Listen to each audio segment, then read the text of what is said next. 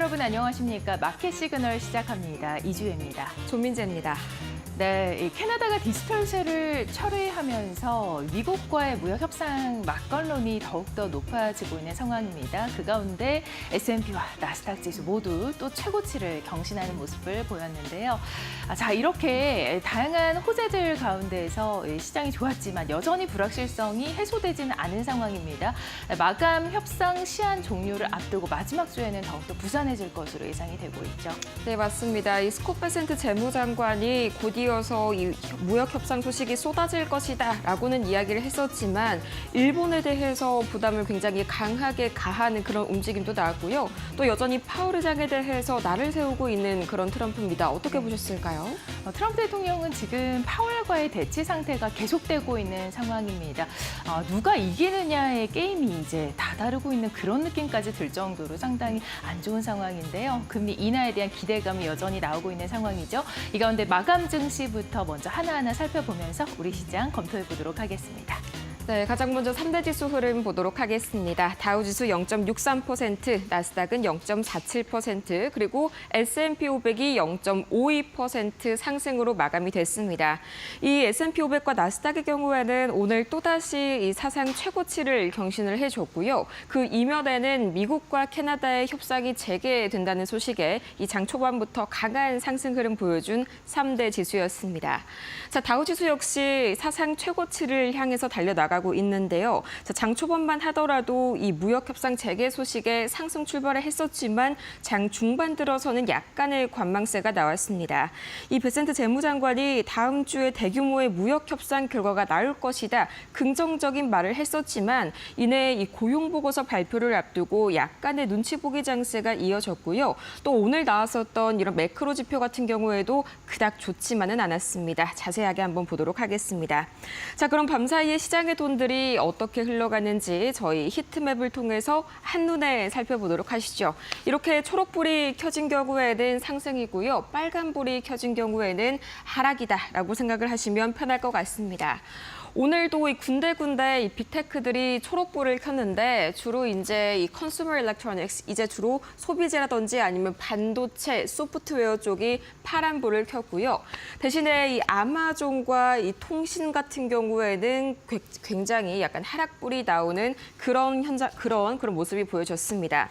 자, 가장 먼저 테슬라 이 V4 슈퍼차저를 중국에서 출시했다는 소식에도 불구하고요. 이번 주 발표 예정된 2분기 인도량 이 상당히 전년비 대비해서 크게 20%가량 감소할 것이라는 전망이 나오고 있습니다. 여기에다가 이 밤사이에 이 BBB 관련, 이 감세안 관련 이슈도 굉장히 크게 나왔었죠. 이 드디어 본격적인 표결에 돌입했는데요. 관련해서 이 전기차 세제 축소 우려, 그리고 로보택시가 생각보다 이 상승 모멘텀이 되지 못했다는 실망감에 오늘 1.84% 하락 마감했고요. 반대로 엔비디아는 오늘도 굉장히 좋은 흐름 보여줬습니다. 0.08% 장 막판 들어서 약간의 상승분을 이렇게 반납을 했지만요. 이 그래도 장 시작 초반에 음전했던 것에 비하면 초록불을 켜면서 좋은 흐름 보였습니다. 이 모건 스탠리가 비중 확대를 다시 한번 확인하게 되면서 호재로 작용이 됐었고요. 또 메타 같은 경우에는요, 굉장히 오늘 좋은 흐름 이어서 보여줬었는데요. 메타의 경우엔 0.61% 올랐습니다. 자, 이 댄 아이브스가 이어서 이 엔비디아에도 AI 수요 급증에 따라서 엔비디아가 시총 4조 달러 클럽에 입성할 것이다. 이런 말을 남겼고요. 메타에 대해서는 메타가 이 슈퍼 인텔리전스 그리고 캐나다 디지털세 철폐 그런 소식에 이어서 함께 수혜주로 오늘 상승하는 모습이 나타났습니다. 자, 그 외에도 오늘 양자 컴퓨터도 상당히 흐름이 좋았고요. 또 마찬가지로 방산주도 다시 한번 상승하는 흐름을 보였는데 신재생에너지 이쪽에서 약간의 현재 차별화 장세가 일어났습니다.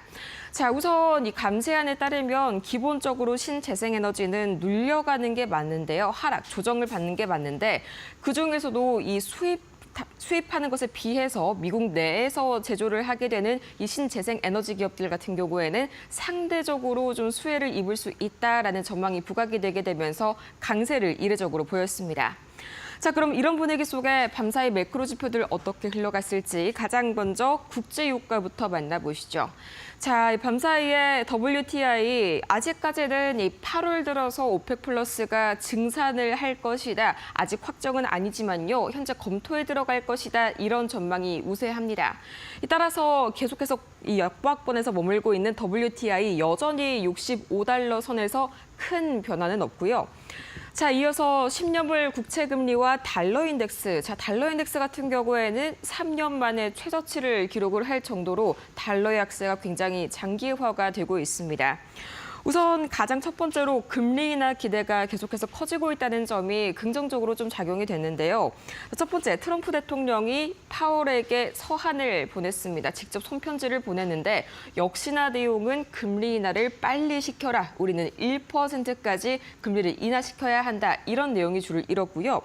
또 여기에 이어서 골드만삭스가 올해 첫 금리 인하 시점을 기존에는 12월로 잡았는데요. 9월로 대폭 당겨 잡았습니다.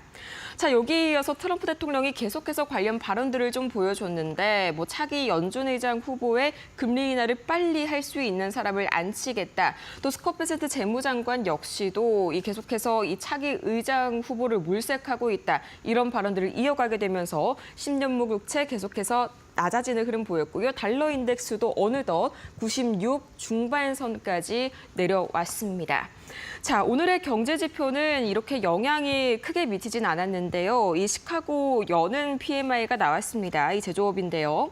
40.4, 50 이하면 이 축소 국면, 위축 국면이라고 해석을 하시면 되는데 위축되다 못해 부진했습니다. 예상치 42.9를 좀 크게 하회하는 모습을 보였고요. 전월치보다도 상당히 좀 낮은 그런 모습을 보였습니다. 이 19개월 연속 현재 시카고 여는 PMI 같은 경우에는 위축 국면을 이어가고 있습니다. 꽤나 장기화된 위축 국면이죠. 자, 이어서 보도록 하겠습니다. 오늘의 마켓 모버 세 가지 이슈를 준비를 했는데요. 첫 번째는 무역 협상 기대감, 두 번째는 트럼프 감세안이 이제 표결 절차, 상원에서 이제 표결 절차에 들어갔다. 세 번째는 이 파월을 맹비난하는 자필 편지까지 이것 때문에요. 올해 이제 금리를 3회 인하할 확률이 한 달 전에 29%에서 벌써 49%, 거의 50% 가까이 올라왔습니다. 자, 이어서 자세하게 보도록 하겠습니다. 첫 번째입니다. 자, 이 무역 협상 기대감 강해지고 있는데요. 가장 먼저 오늘 가장 화살을 받았던 건 다름 아닌 일본이었습니다. 일본 어제 같은 경우에도 7번째 협상에서 난항을 겪었다. 이런 소식 전해드렸었는데요. 이 트럼프가 밤사이 트루스 소셜을 통해서 굉장히 일본에 대해서 강한 비판을 합니다. 25%의 자동차 관세를 유지할 수도 있고 또 이어서 쌀에 대해서도 우리 쌀을 사가지가 않는다. 일본은 굉장히 불공평한 그런 거래를 하고 있다. 이런 식으로 비난을 했습니다. 자, 상당히 현재 이런 말을 할 수밖에 없는 이유가요. 옆쪽을 보시면 현재 이 일본이 무역 적자가 가장 큰 국가 중에서도 상당히 상위권에 랭크가 되어 있습니다. 현재 약 7위권에 머물러주고 있는데요. 이 중에 바로 옆에 있는 나라가 바로 우리나라죠. 다음은 바로 우리가 타깃이 될 가능성이 굉장히 높습니다. 자, 이 표를 보시면요. 2024년에 일본의 대미 무역 흑자가 593억 달러. 근데 그중에서도요. 82%가량이 자동차와 자동차 부품에 편중이 되어 있습니다. 우리나라와 좀 상당히 비슷한데요. 우리나라는 여기에다가 반도체만 좀 추가를 한다면 거의 비슷한 상황이 되겠죠. 자, 여기에 이제 트럼프가 이런 말을 합니다. 일본에게 이제 25%의 관세를 지속할 것이다. 이 차에다가 지속을 할 것이다. 이런 서한을 보내겠다. 이런 말까지 남겼고요. 또 이어서 유럽연합 같은 경우에도 이제 밤사이에 계속해서 진전되는 흐름은 나왔습니다. 10%의 상호 관세를 수용할 수는 있다. 하지만 마찬가지로 유럽연합 역시 이 자동차와 자동차 부품, 철강과 같이 가장 주요 핵심 산업에 있어서는 쿼터 면제를 요구를 중이다. 일정 부분까지는 이제 면제를 하고 그 이외의 부분에 대해서는 약간은 좀 포기를 하는 그런 상황에 지금 놓여져 있는 유럽연합입니다. 자, 이어서 계속해서 이 일본 이외에도 계속해서 이 관련 추가적인 사항들 나오는 대로 말씀을 드릴 텐데요. 아직까지 어제에 이어서 우리나라 관련 이슈는 크게는 나온 바가 없네요. 자, 이어서 보도록 하겠습니다. 다음 이슈입니다. 자, 이 상원이요. 트럼프 대통령의 One Big Beautiful Bill이죠. 이 하나의 크고 아름다운 법안, 이 감세안에 대해서 이 표결 절차에 좀 돌입을 했습니다. 자, 우리 시각으로 어젯밤 10시였는데요. 정확하게는 이 본격적인 법안 표결에 앞서서 의원들이 무제한으로 이 수정안을 제출하고 또 표결을 진행을 하는 보트어 라마 절차에 돌입을 했습니다. 자, 근데 첫 번째로 나온 이슈가요. 이제 트럼프의 바로 이런 신정이라고 할 수 있죠. 공화당 내에서도 계속해서 좀 난항을 겪고 있습니다. 자, 이 공화당 내에서도 3표가 만약에 이탈이 될 경우에는 이 법안이 통과하기가 어려운데요. 이 3명뿐만이 아니라 8명이 바로 현재 시각 30일 어젯밤에도 반대를 하고 있었다. 이런 블룸버그의 계속해서 보도가 나와 있었고요. 또 가장 대표적으로 이렇게 부딪히고 있는 그런 사례 중에 하나가 이 트럼프 대통령이 반대 의사를 밝힌 톰 틸리스, 이 공화당 의원 등을 소셜미디어로 굉장히 강하게 맹비난을 합니다. 여기에 대해서 틸리스가 그렇다면은 나는 2026년 재선에 불출마하겠다, 선거에 나가지 않겠다라고 밝혔는데요. 이게 문제가 되는 부분이요. 노스캐롤라이나 상원 의석을 민주당에게 그냥 공석으로 넘기는 꼴이 된 겁니다. 여기에 공화당 내부의 어떤 내분을 조장을 하게 되면서 중간 선거에서 상황 모두를 현재 민주당에게 내줄 위험에 처해 있다. 이런 불만의 목소리까지 공화당 안에서 좀 굉장히 높아지고 있는 상황입니다. 자, 그런데 그렇게 해서 과연 이 재정 적자를 효과적으로 줄일 수가 있냐? 한번 옆에 있는 표를 보시겠습니다. 자, 뉴욕타임스에서 가지고 온 표인데요. 맨 위에 있는 오렌지색 표가요. 바로 감세 법안으로 발생되는 10년간 지출 항목입니다. 한마디로 이번에 감세법이 통과가 된다면 10년 동안 이런 항목에 돈을 지출하게 될 겁니다라는 표인데요. 압도적으로 이 가장 첫 번째 tax extensions. 자, 감세 연장에 정말 막대한 5조 달러에 가까운 그런 비용이 지출이 됩니다. 쉽게 말해서 기존 감세 조치들을 10년 더 연장할 때 생기는 예산 손실인데요. 자, 그러면은 바로 이렇게 해서 만약에 어떤 부분에서 아꼈을 때 이런 지출을 감당을 할 수 있을까요? 바로 밑에 나와 있습니다. 자, savings. 앞으로 10년 동안 이런 부분에서 앞으로 아껴야 합니다라고 나와 있는데요. 첫 번째가 바로 역시나 메디케이드입니다. 이 기존 감세 조치들을 10년 더 연장할 때에는 저소득층 의료 지원 프로그램에서 가장 먼저 크게 1조 달러 수준의 이런 돈을 아껴야 하고요. 두 번째가 바로 이 green energy, environment, 친환경, 환경 관련된 그런 비용들입니다. 따라서 밤사이에 전기차도 굉장히 좀 약한 흐름을 보였었고요. 태양광과 풍력은 이게 수입이냐 아니면 완전 국산이냐에 따라서 약간 혼조되는 양상을 보였죠. 자, 결과적으로는 이렇게까지 하더라도요. 3조 달러 이상의 국가 부채가 증가할 것이다라는 전망이 나옵니다. 실제로 보시기에도 이 오렌지 색깔의 이 지출과 또 초록 색깔의 이런 예산을 아끼는 것에 따라서 이 돈이 비등비등하게 차이가 나야 되는데 너무 크게 차이가 나죠. 그게 바로 3조 달러고요. 수혜를 입을 업종은 당연히 이 방산과 항공, 제조업, 금융까지는 수혜를 입겠지만 이 신재생 에너지, 의료보험, 전기차, 부동산까지는 계속해서 우리 시장에까지 타격을 미칠 수 있다는 점 참고해 보시면 좋을 것 같습니다. 자, 이어서 마지막 보도록 하겠습니다. 계속해서 이 파월 의장에게 대해서 지속적으로 금리 인하 압박을 가하고 있는 트럼프 대통령. 밤사이에는요, 이런 자필 편지까지 보냈습니다. 자, 보자면요. 이게 트럼프의 자필 메모인데 World Central Bank Rates, 각각의 국가들의 금리 현재 상황에 따라서 쭉 순서를 나열을 해놓은 겁니다. 위쪽으로 갈수록 금리가 낮아지는 거고요. 아래쪽으로 갈수록 금리가 높아지는 건데 미국은 상당히 아래쪽 노란 부분에 있죠. 자, 그래서 여기가 지금 트럼프 대통령이 should be here, 미국의 금리 인하 수준이 여기까지 올라와야 한다라면서 굉장히 좀 강한 어조로 이야기를 합니다. 자, 그래서 당신은 평소처럼 또 이번에도 늦고 말았다. 우리는 금리가 1%까지 떨어져야 한다.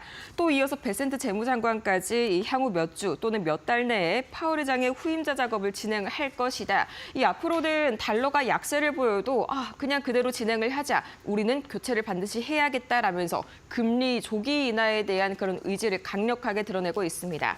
자, 이렇게 해서 밤사이 이슈들 3가지 살펴봤습니다. 네, 간밤 미국 증시에서는 어떤 종목들이 주목을 받았을까요? 특징주 함께 살펴보도록 하겠습니다. 자, 먼저 엔비디아, 마이크로소프트, 메타입니다.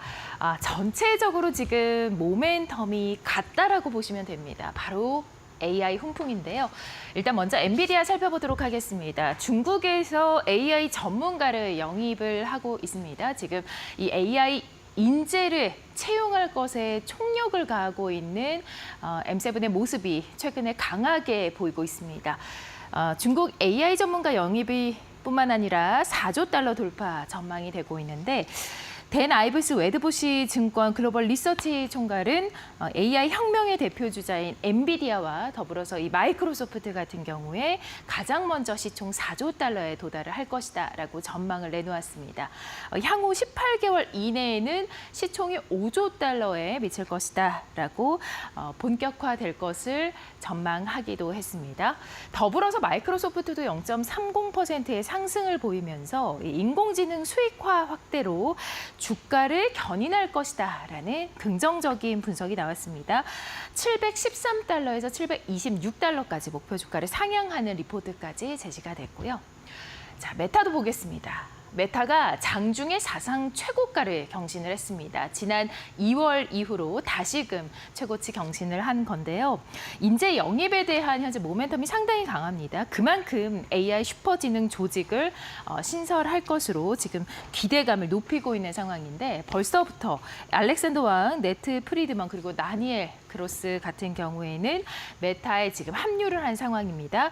슈퍼 인텔리전스 랩스를 이끌 것으로 예상이 되면서 그 부분이 사상 최고치까지 끌어올리는 데 상당히 긍정적인 영향을 주었습니다. 다음 이슈들 보도록 하겠습니다.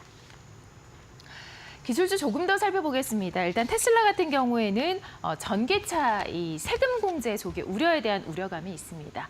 상원에서 감세 법안의 수정안이 제시가 됐는데 청정에너지 기업에게는 조금 불리하게 작용을 할 것으로 보입니다. 지금 전기차를 구매할 경우에 제공되는 세금 공제 혜택이 9월로 종료가 될 수 있다는 우려감이 제시가 되고 있는 상태고요. 또 이 테슬라 자체적인 굉장히 부진한 부정적인 영향의 이 모멘텀들도 있는데 2분기 인도 대수가 월가 예상보다 하회할 것으로 전망이 되고 있습니다. 일단 지금으로서는 36만 대 정도 기록할 것으로 예상이 되고 있는데 월가에서 예상한 것은 39만 대 정도입니다. 이보다도 예상을 하회할 것으로 보이고 전년도 44만 대였기 때문에 이보다도 8%가량 감소할 것으로 전망이 나오고 있습니다. 애플 보도록 하겠습니다. 지금 앞서 말씀드린 대로 AI 조직 신설, 또 AI 인재 영입 등 여러 가지 M7의 노력들이 돋보이는 가운데 애플 같은 경우는 3분기 실적을 앞두고 AI 전략이 부재하다라는 평가가 나오고 있습니다. 복합적인 리스크를 통해서 현재 실적에 대한 우려감이 제시가 되고 있습니다. 그러나 간밤에는 흐름이 괜찮았습니다. 2%의 강세를 보였습니다. 알파벳 보도록 하겠습니다. 1%의 약세입니다. 대규모 핵융합 발전 구매 계약을 발표했습니다. 에너지 수급에 대한 그러나 불확실성이 여전히 존재를 하기 때문에 이 부분의 영향으로 1%가량 하락하는 모습이 나타났습니다. 다음 이슈들 보도록 하겠습니다. 자, 6월에 급등한 종목들 두각이 뚜렷하게 나타난 종목은 바로 코인베이스와 팔란티어가 아닌가 싶습니다. 먼저 팔란티어는 4%가량의 간밤에도 올랐습니다. 자, 전략적 파트너십 체결과 더불어서 러셀 지수 편입 후의 재펀 효과에 대한 기대감도 상당히 강한 상황인데요. 4.27%의 강한 흐름 보여줬고요. 코인베이스 같은 경우는 스테이블 코인에 대한 기대감 강하죠. S&P 500 내에서 최고치 이 6월의 수익률이 상당히 강했습니다. 거의 43%가량 급등하는 모습을 보이면서 간밤에는 0.83%에 밀리는 약간의 반납을 하는 모습을 보이긴 했지만 앞으로의 기대감도 상당히 강한 상황입니다. 다음 종목들 살펴보도록 하겠습니다. 급등한 종목이 있는가 하면 6월에 상대적으로 좀 부진한 모습을 보였던 종목들 보도록 하겠습니다. 비자와 마스터카드인데요. 은행주의 강세로 투자 비중이 상당히 감소한 카드사들의 부진이 돋보였습니다. 그리고 또한 뿐만이 아니라 앞서 말씀드린 코인베이스와 같은 이 암호화폐 관련주들이 상당히 좋았는데 앞으로 이 스테이블 코인이 도입이 된다면 카드의 결제망을 통과하지 않을 수 있다라는 전망이 제시가 되고 있습니다. 그렇다 보니까 이 카드사들의 6월에 부진이 돋보였고 스테이블 코인 관심의 투심이 일시적으로 위축되는 모습이 나타났습니다. 간밤에는 1%대, 2%대로 주가를 지켜내는 모습을 보였습니다. 다음 이슈들 살펴보도록 하겠습니다. 인텔 보도록 하겠습니다. 1%가량 밀렸습니다. 노키아와의 이 전력 효율 개선에 대한 협력이 나오고 있고요. 기존보다도 5G 네트워크망 최대 60%의 이 전력 소비를 절감할 수 있을 것으로 예상이 되고 있습니다. 이렇게 호재가 있었지만 1%가량 밀리는 모습이 나타났고요. 서클은 코인베이스와 더불어서 0.58%의 상승을 보였는데요. 다만 너무 지금까지 올랐다라는 이 과도한 기대감이 제시가 되면서 목표가는 $80로 그대로 제시를 했습니다. 오라클 보도록 하겠습니다. 연 40조 원대 클라우드 계약을 수주했다라는 수주 기대감으로 3%대 강한 흐름을 나타냈습니다. 지금까지 특징주 살펴봤습니다. 네, 밤사이 이 주요 이슈들 어떻게 한번 분석을 해야 할지 바로 저희 오늘 곽영훈 주식투자연구소 대표와 이야기 나눠보겠습니다. 안녕하세요. 네, 안녕하십니까. 네, 역시나 밤사이에도 이 S&P 500과 나스닥은 신고가를 이어갔는데요. 거의 20년 만에 이 정도로 퍼가 크게 올라간 적 정말 오랜만인 것 같습니다. 괜찮을까요? 네, 간밤 뉴욕 증시는 상원 감세한 통과 기대감과 일부 경제지표 불확실성 속에서도 견조한 흐름을 보였습니다. 특히 이 트럼프 감세안이 상원 절차 투표를 통과하면서 방위비 수속, 감가상각 혜택 등 세제 조정이 본격화될 가능성이 시장에 영향을 주고 있습니다. 반면에 이 전기차에 대한 세액 공제 종료 우려는 테슬라 등 관련 종목의 부담으로 작용을 했습니다. 또 하나 눈여겨볼 이슈는 주가 고평가 논란입니다. S&P 500의 선행 PER이 22배를 넘어서며 2003년 이후 최고치를 기록했고 실적 예상치가 하향 조정되는 가운데 시장은 실적 시즌을 앞두고 긴장 상태입니다. 이익이 받쳐주지 않는다면 조정은 불가피하다는 우려가 나오고 있습니다. 한편 글로벌 무역 협상도 변수입니다. 미국은 캐나다와 EU 등과 일부 진전을 보이고 있고 디지털세를 둘러싼 갈등은 여전히 남아 있습니다. 특히 미국 재무장관이 다음 주 다수의 합의가 나올 것이라고 언급하며 기대감을 키웠습니다. FICC에서는요, 원유와 천연가스가 약세를 보였고 달러는 제조 부진과 금리 인하 기대감에 하락세를 이어갔습니다. 국채금리도 함께 떨어지면서 금 가격은 오름세를 보였습니다. 이러한 흐름 속에서 투자 전략을 좀 고민을 해보면 이 정책 수혜 업종인 방산, 수소, 재생에너지 관련주는 중장기 관점에서 비중 확대가 유효합니다. 그리고 고평가 논란이 있는 성장주는 실적 발표 전후 급등락을 가능성을 고려해 트레이딩 전략이 필요하고 실적 모멘텀이 확인된 기업 중심의 선별 매수가 바람직합니다. 그리고 무역 협상 수혜가 예상되는 산업기계 철강 업종은 단기 반등 구간을 노린 매매 전략이 가능하고 달러 약세와 금리 하락 구간에서는 금 관련 그리고 한국 신흥국 ETF 등 수출주 중심 포트폴리오가 유리할 수 있습니다. 마지막으로 중국 제조업 PMI 부진은 원자재 섹터의 부담 요인이 될 수 있어 주의가 필요하고요. 이 한국 증시는 원달러 환율과 수출 지표의 흐름에 따라서 IT 반도체 업종 중심으로 선별 대응이 필요하다라고 볼 수가 있습니다. 네, 성장주에 대한 그런 주가적인 이런 밸류 압박이 심한 만큼 그만큼 좀 많이 눈이 높아졌을 것 같은데 이걸 과연 충족을 시켜줄 수가 있을지 제 개인적으로는 약간 좀 어닝 시즌이 한편으로는 기대도 되지만 걱정도 되네요. 자, 이어서 이 밤사이의 업종들 한번 살펴보자면 제 눈에 가장 먼저 들어온 건 이 아이온큐 양자 컴퓨터가 또 오랜만에 수급을 되찾았습니다. 그동안은 좀 대형주들에게 뺏기는 그런 느낌이 들었었는데 간만에 다시 한번 좀 매기가 돌더라고요. 이유가 뭘까요? 네, 이제 뉴욕 증시는 양자 컴퓨터와 비행 택시 등 미래 기술주들이 강한 상승세를 보였습니다. 이 아이온큐와 조비 항공이 각각 6%에서 11% 넘게 급등했는데요. 예, 이는 정책 지원과 기술 수요가 동시에 부각된 결과입니다. 이 전기차 섹터에서는 테슬라가 세금 혜택 축소 우려에 하락했고, 반면에 퀀텀 스케이프는 이 차세대 배터리 기대감으로 상승했습니다. 현재는 정책 리스크에 따른 선별적 대응이 필요한 구간이며, 포드처럼 이 하이브리드 전략에 집중하는 기업은 중장기 관점에서 비중 확대를 고려할 수 있습니다. 이 반도체 업종은 브로드컴이 AI 기반 성장 기대감으로 강세를 보였고, 이 엔비디아는 보합권, ARM은 실적 불확실성의 약세를 였습니다. 이 AI 인프라 수혜주 중심으로 여전히 상승 여력은 유효하다라고 말씀드릴 수 있을 것 같습니다. 한편 이 오라클과 메타는 AI 서비스 확대 소식에 상승했고요. 애플도 Siri 개선 기대가에 강세 전환했습니다. AI 역량 강화 기업들 중심의 성장주 편입 전략이 유효한 가운데 이 아마존과 알파벳은 일시적 리스크로 인한 저가 매수 기회로 접근할 수 있습니다. 이 방산주도 강세입니다. 이 팔란티어는 정부 AI 협력 이슈로 반등했고, 로키드 마틴, RTX도 방위비 증가 수혜 기대감에 반영이 되었습니다. 정책 수혜 종목군은 중장기 포트에서 지속 보유 전략이 유효합니다. 끝으로 이 비트코인 관련주인 스트레티지와 로빈후드가 급등을 했는데요. 로빈후드는 주식 토큰화 서비스를 출시하며 기술 모멘텀을 확보한 상태입니다. 혁신 기반 플랫폼 종목은 수급 유입 여부를 확인하면서 적극적으로 대응할 수 있겠습니다. 재생에너지 쪽에서는 퍼스트 솔라와 플러그 파워가 각각 8%, 28% 넘게 급등을 했습니다.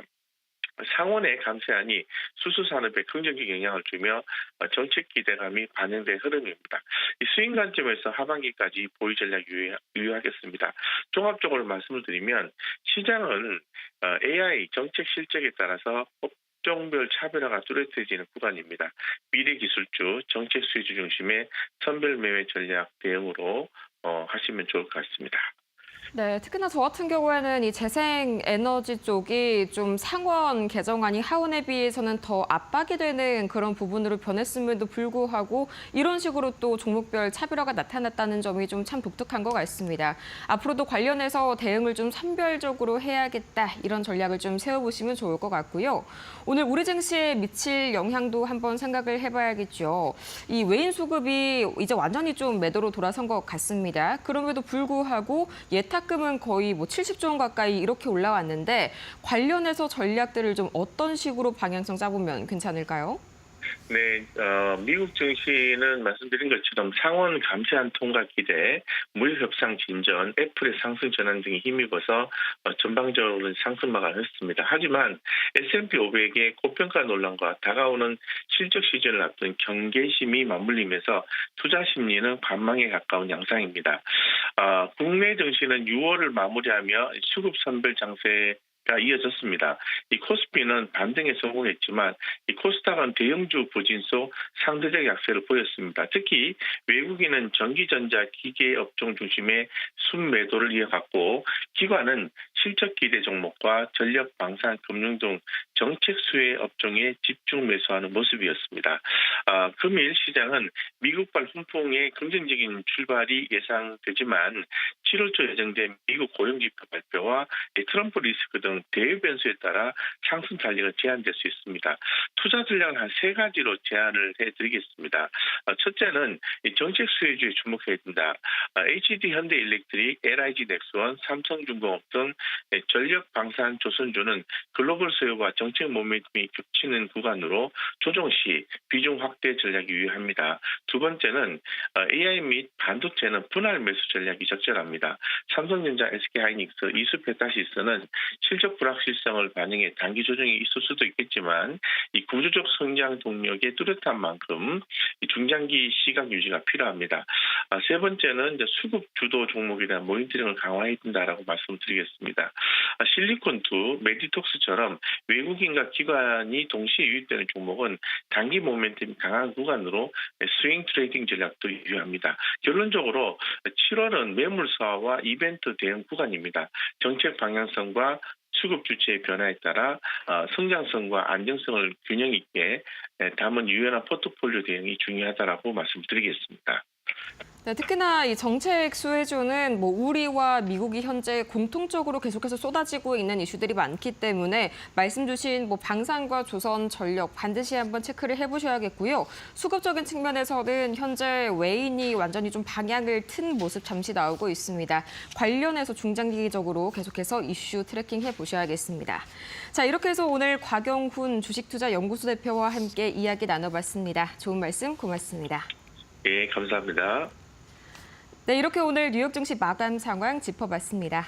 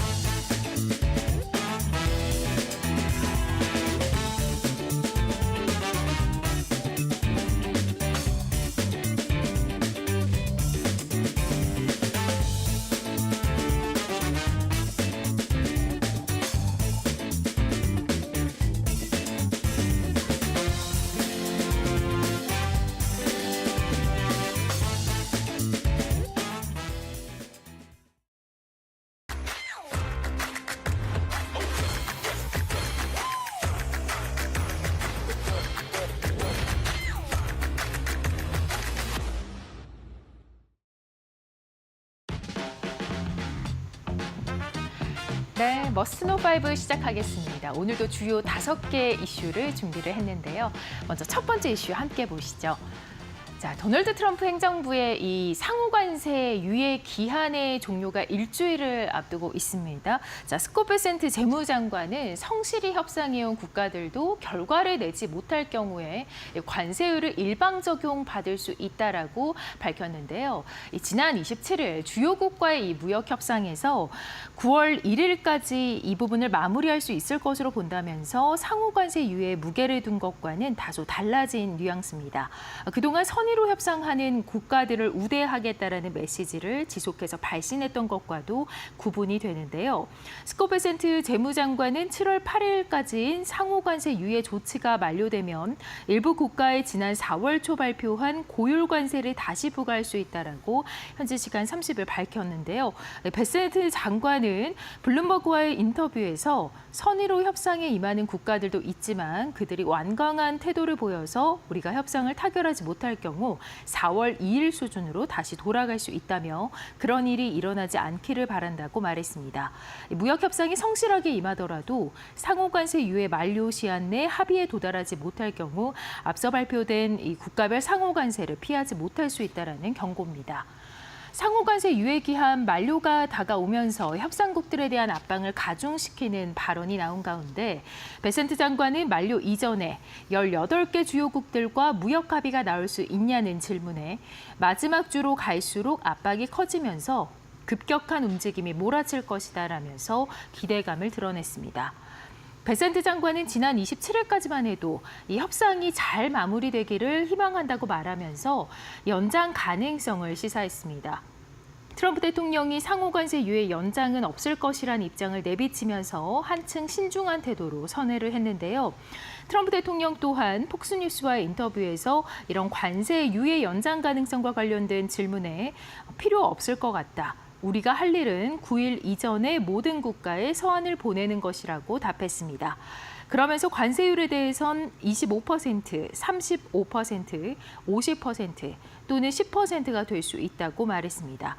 상호관세 유예 연장 여부가 트럼프 대통령의 결단에 달리면서 관세의 불확실성은 더욱 커지는 모습인데요. 다만 트럼프 대통령은 이를 연장할 수 있다고 언급해 여지를 남긴 만큼 다음 주 상호관세 유예 기간 종료를 앞두고 교역국들의 보다 적극적인 협상 태도를 요구하는 동시에 조속한 협상 타결을 압박하려고 하는 의도로 해석이 되고 있습니다. 네, 다음 이슈 살펴보도록 하겠습니다. 트럼프 대통령이 현재 진행하고 있는 이 미국 상원을 통한 감세 법안과 관련된 소식인데요. 이 법안이 수정이 되면서 청정 에너지 기업에게는 조금 불리하게 작용을 할 것으로 예상이 되면서 관련 업계에서는 우려감이 폭증하고 있는 상황입니다. 미국 공화당이 도널드 트럼프 대통령의 주요 국정 의제를 이행하기 위해서 이렇게 감세 법안을 수정하며 상원 논의를 거친 후 청정 에너지 기업에게는 조금 불리한 항목들이 등장을 한 것인데요. 미국 상원이 현지 시간 29일 논의 중인 크고 아름다운 법에는 인플레이션 감축법에 근거해 각종 청정에너지 사업에 지원해온 세 공제가 축소되거나 또 조기에 폐지되는 내용이 담겨 있습니다. 이러한 일부 내용은 법안이 지난 16일 처음 공개됐을 때보다도 강화가 됐습니다. 기존 법안은 27년까지 관련 시설 착공 시에 투자 세액 공제를 일부 인정했지만 수정안 같은 경우 같은 해까지 전력 생산을 시작한 기업에게만 혜택이 제공되는 것으로 파악이 되고 있고요.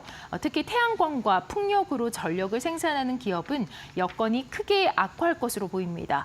기존 법안에서는 태양광과 풍력 발전에 대한 투자 세액 공제를 2028년에 폐지하되 2027년까지 건설을 시작하면 세액 공제를 일부라도 받을 수 있었지만 이번 개정안은 2027년까지 전력 생산을 시작해야만 공제를 받을 수 있도록 조건을 변경한 것입니다. 여기에 중국산 기술이나 부품을 쓰면 세금을 부과하는 조항까지 추가가 됐습니다. 법안은 금지된 외국 단체로부터 받은 물질적인 지원이 전체 비용의 일정 비율을 초과할 경우 소비세를 내도록 했으며 여기에 포함된 중국 기업이 다수를 차지해 태양광과 풍력업계는 이번 법안이 현재대로 통과될 가능성을 우려하고 있습니다. 미국 청정전력협회 제이슨 그룸의 최고 경영자는 이번 법안에 대해서 수천억 달러의 투자를 위협하고 에너지 안보를 해치며 청정에너지 투자의 최대 수혜자인 시골 지역에 타격을 줄 것이다라고 밝혔습니다. 네, 도널드 트럼프 대통령의 이 연준의 금리 인하 압박은 계속되고 있습니다. 파월 연준 의장에게 메모까지 보내면서 금리 인하를 1%가량 내려야 한다라고 강조를 했는데요. 이번이 처음이 아니죠. 이 연준에 대한 금리 입박은 계속되고 있습니다. 이 연준에 대한 트럼프 대통령의 게시물을 보면 그는 이 국가별 기준금리가 낮은 순에서 높은 순으로 적혀 있는 표 위에 제롬, 당신은 항상처럼 너무 늦었다. 당신은 미국에 엄청난 비용을 초래했으며 계속 그렇게 하고 있다라고 적었습니다. 이어서 금리를 크게 인하해야 한다. 수천억 달러의 손실을 입고 있으며 인플레이션은 없다라고 주장했습니다. 그러면서 트럼프 대통령은 일본과 덴마크 사이를 표시한 뒤 여기에 있어야 한다라면서 1%대 금리를 주장했습니다. 해당 이미지와 함께 올린 글에서는 제롬 너무 늦은 파월과 그의 이사회 전부는 이 일이 미국에 일어나도록 방치한 것에 대해서 부끄러워한다라고 덧붙였습니다. 이어 그들은 미국에서 가장 쉽지만 가장 명예로운 직책을 맡고 있음에도 실패했으며 여전히 그렇게 하고 있다면서 만약 그들이 제 역할을 제대로 했다면 우리나라는 이자 비용으로 수조 달러를 절약할 수 있을 것이라고 주장했습니다. 그러면서 이사회는 그저 앉아서 지켜보기만 했기 때문에 그들은 동등하게 책임이 있다면서 우리는 1%의 이자율을 내야 하며 더 나은 조건을 요구해야 한다라고 덧붙였습니다. 파월 연준 의장은 여전히 목표치를 웃도는 물가 상승률과 관세, 전쟁 등으로 인한 경제적 불확실성을 이유로 트럼프 대통령 취임 후 4차례 연속해서 기준금리를 4.25에서 4.50%로 동결한 바 있습니다. 네, 다음 이슈 보도록 하겠습니다. 지금 M7 종목 가운데서도 특히 엔비디아와 메타 쪽으로 인재 영입에 대한 상당히 채용 총력이 기울어지고 있는 상황입니다. AI 슈퍼지능 조직을 신설하려고 하는 모멘텀도 상당히 강하게 들어오고 있고요. 이러한 모멘텀을 받아서 메타, 간밤에 장중에 최고가를 경신했고 엔비디아도 시총 4조 달러 돌파를 전망이 나오고 있습니다. 자, 관련해서 M7 두 종목과 관련한 여러 가지 호재들이 나오고 있는 상황입니다. 미국의 빅테크 인공지능 인재 쟁탈전이 상당히 계속되고 뜨거운 상황입니다. 최근 중국 본토 출신 AI 전문가 영입에 나섰는데요. 홍콩 사우스차이나 모닝포스트에 따르면 주방화 미국 워싱턴대 교수와 자오젠 타오 캘리포니아대 버클리 캠퍼스 교수는 소셜미디어 계정을 통해서 젠슨왕 엔비디아 최고 경영자와 함께 찍은 사진을 공유하며 엔비디아 합류 사실을 알렸습니다.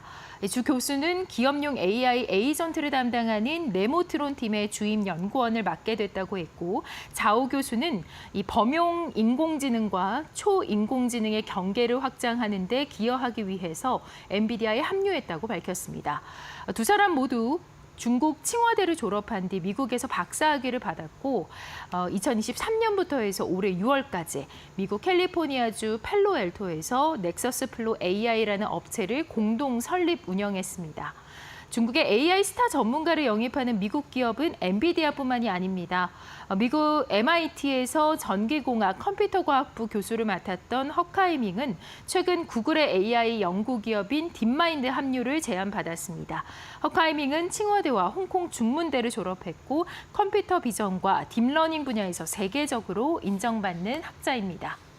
그런가 하면 메타도 AI 채용에 총력을 기울이고 있습니다. 현재 알렉산더 왕과 그의 동료 몇 명을 고용할 것이라고 밝혔는데요. 이 부분은 스타트업에 143억 달러를 투자하는 일의 일환인 것으로 전해집니다. 현재 메타는 네트 프리드먼 그리고 슈퍼 인텔리전스 대표인 다니엘 그루스를 영입을 했고요. 메타의 기술 책임자인 앤드류 보스워스는 CNBC와 인터뷰에서 소셜미디어 회사의 AI 채용 열풍에 대해서 언급하면서 인재 시장은 정말 놀랍고 기술 임원으로 일한 20년 경력에서 전례 없는 수준이라고 전했습니다. 빅테크에서 핵심 인재 확보가 지상 과제로 떠오르는 가운데 업체 간의 인재 빼가기도 심화되는 양상인데요. 오픈 AI에서는 이 부분에 대해서 정면으로 대응하겠다라고 밝혔고요. 오픈 AI 임원진은 이 기간 이 메타가 적극적인 영입 제안을 보낼 수 있다라는 점을 우려해서 다양한 조치를 취하고 있는 상태입니다. 그리고 오픈 AI 같은 경우 7월 4일 미국 독립 기념일을 맞아서 전사적으로 재충전의 시간을 가지며 인재 단속에 나선 것으로 분석이 나오고 있습니다. 네, 현재 테슬라에는 호재와 악재가 같이 있습니다. 이 판매 부진을 겪고 있고요. 인도 대수도 감소했다라는 소식이 들려오고 있습니다. 인재들도 현재 이탈하고 있는 상황인데요. 이 가운데 그래도 호재가 존재합니다. 중국에서 V4 슈퍼차저를 첫 번째로 가동할 것이라는 바로 호재입니다. 중국 본토에서 최신 V4 슈퍼차저 운영을 본격적으로 시작하면서 초급속 충전 시장을 공략하는 데 나섰는데요. 이 충전기는 자사 촬영뿐만 아니라 다른 전기차 브랜드도 개방이 됩니다. 테슬라는 상하이와 저장, 간수, 충칭 등 4개 지역에 V4 슈퍼차저를 설치해 운영을 시작했다라고 밝혔는데요. 향후에는 베이징과 광둥 등 다른 지역으로도 확대할 것으로 예정이 되어 있습니다. 충전소는 타 브랜드 전기차에도 개방된다라는 것이 장점인 것으로 부각이 되고 있습니다. 이 V4 슈퍼차저는 지난 2023년 10월 미국에서 처음 공개된 이후 현재 테슬라가 보유한 최고 사양의 충전 설비인데요. 최대 500kW의 충전 출력이 가능하며 이번에 중국에 처음으로 도입이 됐습니다. 이번 발표와 함께 상하이 등지에 총 7개 슈퍼차저 거점에 이 충전기를 설치한 것으로 확인이 되고 있습니다. 중국 전기차 시장은 세계 최대 규모로 테슬라는 현재까지 본토 전역에 2,100개 이상의 슈퍼차저 거점과 또 1만 1,600개 이상의 충전기를 설치한 바 있고요. 전 세계적으로는 7만 개 이상의 슈퍼차저 충전기를 운영 중입니다. 한편 테슬라의 중국 내 전기차 시장 점유율이 최근 다소 줄어든 것으로 보입니다. 중국 전기차 전문 매체에 따르면 지난 5월 기준 비아디의 중국 신에너지차 시장 점유율이 28.5%로 1위인 반면 테슬라는 3.8%에 그쳤다라고 보도했고요. 뿐만 아니라 테슬라 모델 Y의 5월 중국 내 판매량은 전년 동기 대비해서 38%가량 감소했습니다.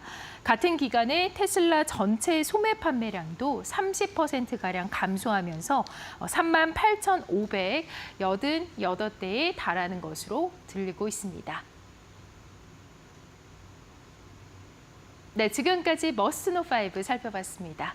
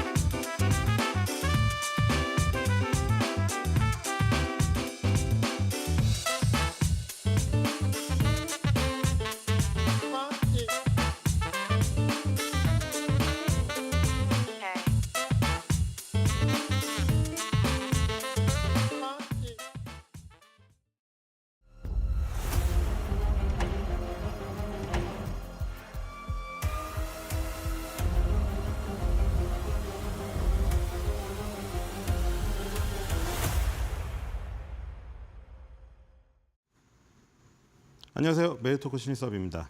오늘의 첫 주제는 보트 라마 시작, 스코페센트 난 워싱턴에서 제일 좋은 보트 탄다. 자, 보트 라마가 시작됐죠. 이게 우리나라에서는 뭐라고 해야 되나요? 그 필리버스터를 포함한 어떤 전체적인 방해 행위? 이게 방해 행위라고 하면 안 되는데 방해 행위로 주로 쓰이기 때문에 그렇게 표현이 되죠. 우리나라도 대부분 그러니까 야당이 클 때도 있고 여당이 클 때도 있는데 어쨌든 그 다수당이 힘을 가지고 법안을 밀어붙일 때 그 필리버스터 해가지고 오줌도 안 싸고 우리나라 최고 기록이 누구였죠 그거? 뭐 열 몇 시간 서가지고 그냥 계속 연설하고 다 졸고 있잖아요. 그거 누가 들어요? 어떻게 들어요 그거를? 근데 어쨌든 간에 계속 필리버스터로 무제한 토론으로 계속 시간 끄는 거죠. 계속. 시간 끄는 건데 이것도 이 안에 그런 비슷한 내용이 들어가 있습니다. 계속 그 표결을 하는데 중간에 그 안을 수정을 해가지고 재제출을 하고 또 그 민주당 의원들이 그 지금 이 감세 법안에 대해서 1페이지부터 최종 페이지까지 싹 다 일단 다 연설을 낭독을 하라고 했어요. 그래서 그 읽는 시간만 지금 수시간이 걸렸습니다, 지금. 그리고 그 여기까지 가는데 표결은 51대 49 나왔잖아요. 그 53대 47이었을 거예요. 그 지금 상원이 공화당 53대 민주당 47인데 공화당의 2표가 절로 갔어요. 그래서 51대 49가 된 거예요. 그래서 그 2명 중에 1명은 또 트럼프가 다음에 내가 다른 후보 지지해서 너 떨어뜨려 버리겠다고 하니까 아예 지금 내년 11월이죠. 대통령 임기 딱 중간에 4년 중에 2년째 되는 해에 그때 중간 선거 안 나간다고 선언해 버렸어요. 쫄아서. 어차피 트럼프가 반대해 버려서 공화당의 다른 후보를 지지해 버리면 이번에 지금 3선에 도전하는 의원이거든요. 근데 그 의원이 아마 필리버스터 그 감세 법안 중에서 그 메디케이트 있죠. 지금 그게 제일 포인트더라고요. 메디케이트를 삭감하면 뭐 지금 뭐 혜택 받고 있는 중서민층이 혜택을 못 받는다. 근데 스코페센트 재무장관은 그 인터뷰에 나와가지고 그거 대부분 다 지금 불법 이민자가 받고 있고 건강해가지고 집으로 돌아가야 되는 사람이 받고 있기 때문에 그 메디케이트 법안이 통과됐다고 무슨 1200만 명이 혜택을 못 받는다고 하는 거는 지금 완전히 그냥 왜곡이다. 뭐 이렇게 주장을 하고 있는데 공화당의 일부 그 2명 의원하고 나머지 민주당 의원은 민주당은 완전 전원 반대표예요. 지금 하원부터 시작해서 그렇죠? 하원에서도 전원 반대표였고 상원에서도 전원 반대표를 던졌습니다. 그러니까 여기서 지금 공화당 의원이 몇 명만 절로 넘어가 버리면은 지금 트럼프가 삐끗해요. 그러니까 저렇게 트럼프가 나서가지고 압박을 엄청나게 넣는 거예요. 지금 실명을 거론하면서. 왜냐하면 한 표 차이로 지금 갈리고 있으니까. 하원에서도 한 표 차이로 결국 겨우 통과됐죠, 지금. 근데 이게 하원에서 통과돼서 상원으로 올라왔잖아요. 상원에서 지금 이 과정을 거친 다음에 하원으로 또 보내야 돼. 그러니까 지금 이게 7월 4일까지 시간이 너무 없어요, 지금. 이게 지금 7월 1일인데 지금 3일 안에 7월 4일에 독립기념일 날 트럼프가 사인할 수 있게 책상에 갖다 놓으라고 했잖아요, 지금. 이게 시간이 너무 없습니다. 그러니까 이 시간이 없으니까 나중에 통과가 되더라도 7월 4일 독립기념일 날 업적을 남기면서 트럼프가 발표하는 것이 싫은 거예요, 지금 민주당은. 어떻게 해서든 시간을 1분이라도 더 끌어가지고 지금 7월 4일은 넘겨보겠다. 뭐 이런 작전인 것 같고요. 그래서 지금 일단 지금 계속 진행되면서 생중계가 지금 계속 나오고 있죠. 계속 이 안에서 지금 벌어지고 있는 상황인데요. 이게 보트워 라마라고 지금 보시면 될 것 같고, 소수당이 다수당을 견제할 수 있는 절차입니다. 이게 2017년부터 8번 이 지금 절차가 행해졌는데 최대로 표결이 들어간 게 40번이나 표결이 들어갔답니다. 근데 문제는 표결에 앞서서 아까 전에 그 필리버스터 같은 무지한 토론이 있어요, 또. 그러니까 이게 지금 40번이 표결이 진행됐으면은 토론만 40번이 있었다는 얘기입니다. 그러니까 계속 시간을 끌 수가 있어요. 그래서 최종 표결까지 지금 끈 시간이 15시간을 끌은 적이 있는데 지금은 이번에는 12시간 정도 끌 것이다.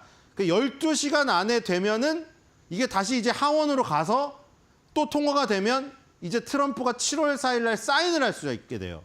이게 지금 너무나 중요하죠, 트럼프 입장에서는. 지금 트럼프는 뭐를 꿈꾸고 있는지 아시죠? 지금 중간 선거가 임기 중간에 있잖아요. 근데 지금은 공화당이 상원, 하원을 다 먹고 있단 말이죠. 근데 여기서 이제 상원, 하원을 다 장악하고 있을 때 자기가 그리고 2년차가 가장 힘이 세잖아요. 1, 2년차가. 그때 이걸 무조건 통과시켜야 됩니다. 중간 선거 이후에 만약에 상하원에 민주당, 공화당 구성이 바뀌어버리면 자기가 하려고 하는 것들 2년차 들어가면서 3, 4년차 들어가면서 레임덕 오면서 확 떨어질 수가 있어요. 그러니까 어떻게든 이거 통과시켜야 되죠. 지금 이거를 통과시켜서 독립기념일날 사인을 하고 그다음에 7월 8일로 예정되어 있는 그 지금 관세 협상에서 만약에 선의로 지금 협상하지 않으면은 다시 4월 2일 날 그 지금 했던 무시무시한 관세를 부과하고 그다음에 외적으로는 노벨 평화상을 나중에 받고 그러면서 이제 3, 4년 차를 아주 그냥 평안하게 정권 물려주는 시기로 하려고 하는 지금 계획인데 그 첫 관문이 이거죠. 이거 지금 실패하면 큰일 납니다, 트럼프는. 그러니까 지금 계속 압박을 넣고 있고요. 자, 지금 이게 어떻게 될지 모르겠습니다. 어쨌든 스콧 베센트는 나와가지고 앞으로 몇 시간 안에 통과될 거라고 확신한다고 자기는 지금 말했습니다. 일단 그렇죠? 지금 3명이 삼각편대가 다 출동했죠. 트럼프, 스콧 베센트, 캐롤라인 레빗 대변인. 그렇죠? 이 삼각편대 아닙니까 지금? 3명이 나와가지고 지금 전면적으로 밀어붙이고 있습니다. 자, 7월 4일에 대통령의 서명을 받을 것이다. 7월 4일로 확신하고 있어요 지금. 공화당하고 지금 스콧 베센트, 캐롤라인 레빗 대변인, 트럼프 행정부 일원들은 다 7월 4일 날 무조건 책상 위에 사인할 수 있게 올라가게 지금 만들겠다는 지금 적입니다. 아주 강력한 의지를 보이고 있죠. 자, 그다음에 CBO 또 등장했죠. 지금 국회 예산처에서 자꾸 GDP를 1.8로 가정하니 이 1.8은 택도 없다는 거죠. 스콧 베센트 장관은 최소 3%. 이 지금 트럼프는 저기에 곱하기 5까지 얘기를 했어요. GDP가 곱하기 5 좀 말이 되는지 모르겠으나 자, 미국의 GDP가 그 정도로 성장할 것을 가정하고 있다. 자, 왜냐하면 지금 저 감세 법안을 통과를 시켜야 되는데 무조건 그럼 이제 저 대규모 감세 법안이 통과가 되면 부채가 늘 거 아닙니까? 세금을 깎아주는 대신에 그럼 그 부채가 늘어나는 부담을 줄이기 위해서 FRB에서는 금리를 내려주면 되고 근데 절대 안 내리고 있잖아요 지금. 그러니까 여기서 지금 정부에서 할 수 있는 거는 GDP 성장을 최대치로 끌어올려가지고 GDP 대비 부채 비율을 낮춘다는 거죠. 이렇게 이제 손가락으로 표현하더라고요. 부채 역학이 완전히 바뀔 것이다. 이번에 이 지금 GDP 성장률을 끌어올리면 자, 그다음에 이제 연방준비제도 이사의 의장 얘기가 안 나올 수가 없죠. 왜냐하면 스콧 베센트 본인이 지금 거론되기 시작했기 때문이에요. 지금 현재 재무부 장관인데 내년 5월에 지금 파월의 임기가 FRB 의장 임기가 끝납니다. 이사회 멤버 임기는 안 끝났어요. 이 의장 임기가 끝나면 연방준비제도 이사회가 누가 후임이 될 것인가 굉장히 빨리 하마평이 나오고 있죠. 왜냐하면 트럼프가 지금 아직도 지금 1년 가까이 남았는데 하루에 한 번씩 멍청이라고 하고 있잖아요, 지금. 그러니까 지금 이게 견딜 수가 있겠냐 이거죠. 그러니까 그리고 견디지 못하게 온갖 압박을 하고 있죠. 저렇게 말로 계속해도 그리고 백악관으로 불러도 계속 포커페이스라고 금리 인하를 안 하니까 이제 막 이런 걸로 두들기는 겁니다. 언론에다가 막 흘리는 거죠. 후임자가 누구냐. 그래서 이제 지금 그림자 저기 의장이라고 만약에 미리 이사의 의장을 만약에 지명을 하지 않더라도 이 사람을 할 것이다라고 지금 확신을 줘버리면은 파월이 흔들릴 수밖에 없는 것이죠. 물론 워낙 안 흔들리긴 합니다. 그 방법 말고는 이제 지저분한 방법밖에 없죠. 뭐냐면 도덕적으로 타락시키는 건데 뭐 트럼프처럼 뭐 걸릴 게 많은가 싶습니다. 그러니까 지금 아마 하고 있을 거예요. 트럼프가 그런 거 자기도 많이 당해봤고 많이 했잖아요. 젊은 시절부터. 그런 어떤 추문이나 도덕적인 타락 이런 걸 준비할 수도 있습니다, 지금. 근데 뭐 FRB 연방준비은 파월 의장 같은 경우에는 뭐 그런 뭐 추문이 한 번도 나온 적이 없는 것 같아요, 지금까지는. 자, 그래서 앵커가 물었습니다. 당신이 이게 원하는 거냐고. 그러니까 물론 대통령의 뜻으로 하겠습니다만 약간 바라지 않는 것 같더라고요, 뉘앙스가. 저는 지금 재무부 장관으로 되게 좋은 역할을 하고 있는데 물론 대통령님이 시키면 내가 FRB 의장 하겠지만 이게 좋다 약간 그런 뉘앙스예요. 지금 FRB 의장 하기 싫은 것 같아요, 약간. 그리고 앞으로 몇 주나 몇 달 동안 파월의 후임자를 공동으로 지명하는 활동을 할 것이다. 그러니까 나는 FRB 의장으로 가는 건 싫고 난 재무부 장관으로서 파월의 후임자를 같이 고려해보고 싶다. 이런 얘기입니다. 11월에 발표가 있을 수 있고 임기는 2026년도 5월 달입니다. 그렇죠? 5월 달에 끝나요. 근데 임기가 끝나는 시점과 11월 달에 만약에 미리 아까 전에 그런 것처럼 그림자 의장처럼 발표를 해버리면 간격이 한 6개월, 7개월 정도 있잖아요. 그러면 이제 어떻게 할 거냐 이겁니다. 이 공백기를. 왜냐하면 파월 의장은 지금 내려올 생각이 전혀 없어 보이기 때문에 그러니까 자진 사퇴 아니면 도덕적 타락이라던가 법적 위반밖에 없거든요. 지금 잘라낼 수 있는 방법이 없어 이게. 임기가 보장됐기 때문에. 그래서 이제 그림자 인선을 하더라도 그러면 거기서 계속 논란이 있을 거 아닙니까? 후임자로 지명된 사람은 계속 언론에 나와가지고 저 같으면 내렸을 겁니다. 저 같으면 내렸을 겁니다. 이래버릴 것이고. 근데 파월은 계속 금리 동결을 해버릴 것이고. 그럼 계속 혼란이 있을 거 아닙니까? 그리고 이제 연방준비제도 이사회 의장에 대해서 그림자, 이 지금 의장을 내세우자는 아이디어가 바로 스콧 베센트 재무장관이 머릿속에서 낸 거예요. 그게 맨 처음 한 말이에요. 그게. 그래서 최소한 1월 달에 다른 후보를 추가하는데 왜 혼란이 생길 것인가. 뭐 그런 얘기를 했습니다. 자, 봅시다. 지금 7인의 이사회죠. 이사회 7명에 그다음에 그 뉴욕 연방준비은행 총재, 그렇죠? 연방준비은행 12개 중에 딱 하나 뉴욕 연방준비은행 총재까지 해서 8명. 그다음에 연방준비은행 총재 돌아가면서 4명. 그래서 합쳐서 12명의 투표권이 있는 게 FRS의 시스템이죠. 금리 결정을 할 때. 7인의 이사회는 고정입니다. 그러니까 뉴욕 연방준비은행 총재까지 해서 8인은 고정이죠. 자, 여기서 파월이 의장입니다. 그리고 부의장이 2개 있죠. 반장, 부반장 같은 개념으로 정말 그냥 단순한 부반장. 그렇죠? 그런 개념의 부의장이 필립 제퍼슨이고 그다음에 금융감독 부의장이 있죠. 여기서 부의장이 2명인데 은행들을 관리하는 겁니다. 그래서 보험원 이사를 감독 부의장에 앉히면서 마이클 바가 미리 이렇게 떠났잖아요. 마이클 바처럼 해주면 좋겠죠. 트럼프 입장에서는. 마이클 바는 알아서 트럼프가 취임하고 당선되자마자 나갔어요. 그러니까 이사회의 멤버 임기는 있는데 금융감독 부의장직 자진 사퇴했잖아요. 그걸 원하는데 파월은 절대 안 나가고 있습니다. 자, 어쨌든 이렇게 되고 리사 쿡, 우리 요리 누나 분 있고요. 이게 해석 때문에 그렇죠. 아드리아나 쿠글러 이사 있고 크리스토퍼 윌러 있습니다. 자, 여기서 아까 스콧 베센트 재무장관이랑 크리스토퍼 윌러가 지금 후임으로 지금 이끌어지고 있죠. 예전에 보험원 이사도 나왔습니다만 보험원 이사는 금융감독 부위원장 자리에 앉혔기 때문에 바로 그 자리로 가기는 어렵습니다. 지금. 자, 크리스 윌러 지사가 비둘기파의 지금 맨 앞에 위에 위치한 거 보여드렸죠. 그래서 지금 매파에서 완전 비둘기파로 변신했습니다. 그렇기 때문에 굉장히 지금 저 트럼프의 저기를 받고 있겠죠. 지금 비둘기파가 필요하니까. 지금 케빈 워시가 지금 24%가 나와 있고요. 여기는 지금 2등부터 나와 있는데 스콧 베센트 22대 크리스 월러가 18%로 나와 있습니다. 지금 딱 붙었어요. 지금 여기 케빈 워시가 떨어지면서 다 붙었습니다. 지금. 자, 계속 지금 크리스 윌러 얘기가 나오면서 크리스 윌러가 치고 올라오는 형국이에요. 지금.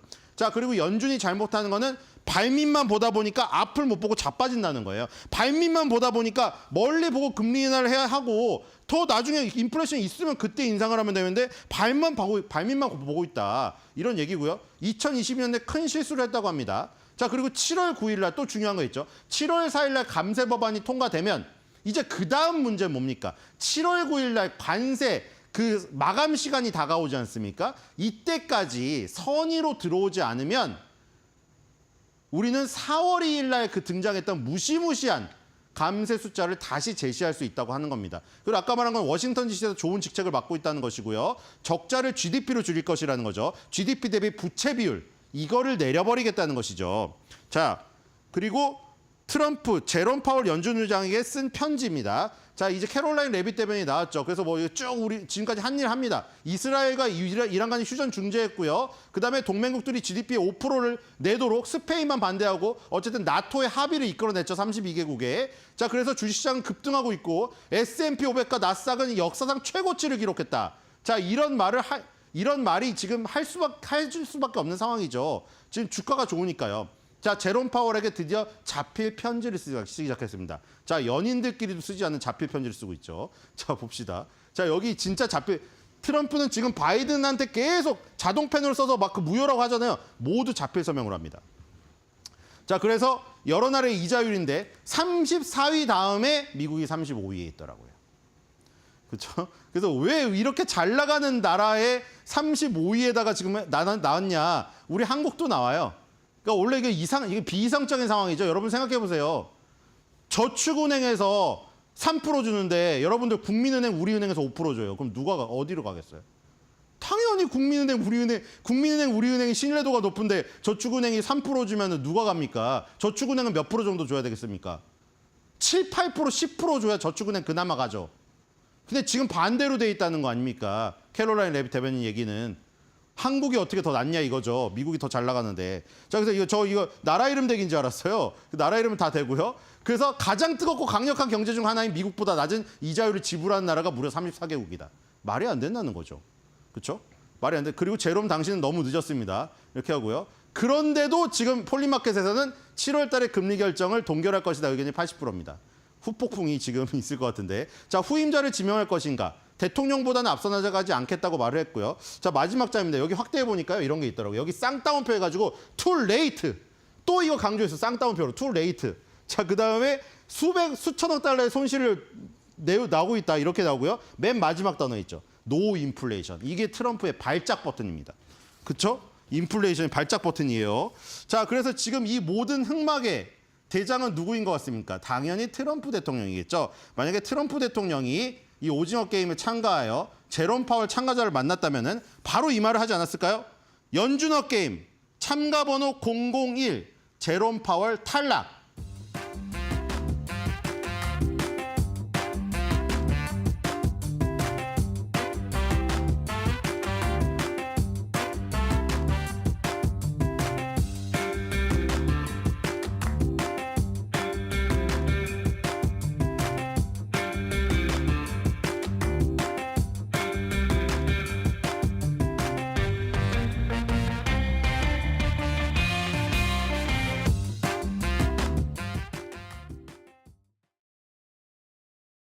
밤사이에 뉴욕에서 있었던 일, 과연 오늘 우리 시장에서는 어떤 섹터, 어떤 종목 움직일지 바로 보시겠습니다. 가장 먼저 이 달러 인덱스 3년 만에 최저치까지 내려왔습니다. 이 밤사이에는 96선 중반대까지 밀려났는데요. 계속해서 이 트럼프의 관세 정책에 이어서 또 이제 연준 의장에 대한 어떤 신뢰도 하락, 계속해서 이 연준에 개입하려는 움직임을 보여주고 있죠. 거기에다가 이 트럼프의 감세안까지 이 미 정부의 부채를 증가시키겠다 이런 우려가 커지면서 지속적으로 좀 달러에 압박을 주고 있는데요. 자, 이 월스트리트 저널이요 밤사이에 이번 달러 약세가 40년 만에 최고 가파르게 좀 약세 현상을 보이고 있다라면서 경고를 보이기도 했었습니다. 자, 우리 시장 같은 경우에는 역시나 이 금융주들 가장 먼저 좀 체크를 해보셔야겠는데요. 우선 이 KB금융 같은 경우에는 계속해서 엄청난 자사주 소각 현상을 보여주고 있죠. KB금융뿐만이 아니라 이 4대 금융지주 모두 이 자사주 소각에 열을 올리고 있는 모습입니다. 따라서 계속해서 강세 보여주고 있는 이 금융주들 중심으로 한번 봐보시길 바라고요. 이어서 이 오라클이 또 이제 뉴욕 증시에서 장중 사상 최고치 주가를 기록했습니다. 자, 이제 300억 달러 규모, 무려 한 화로는 40조 원이 넘는 그런 규모의 클라우드 계약을 수주했기 때문인데요. 이 얼마 전에는 소버린 AI 관련해서 이 관련된 클라우드 사업에 진출하겠다 밝히게 되면서 주가가 또다시 강세를 보이기도 했었죠. 마찬가지로 이 더존비즈온과 가비아 그리고 KT까지 클라우드 관련주들 지속적으로 이 소버린 AI와 결부해서 함께 보시면 좋을 것 같습니다.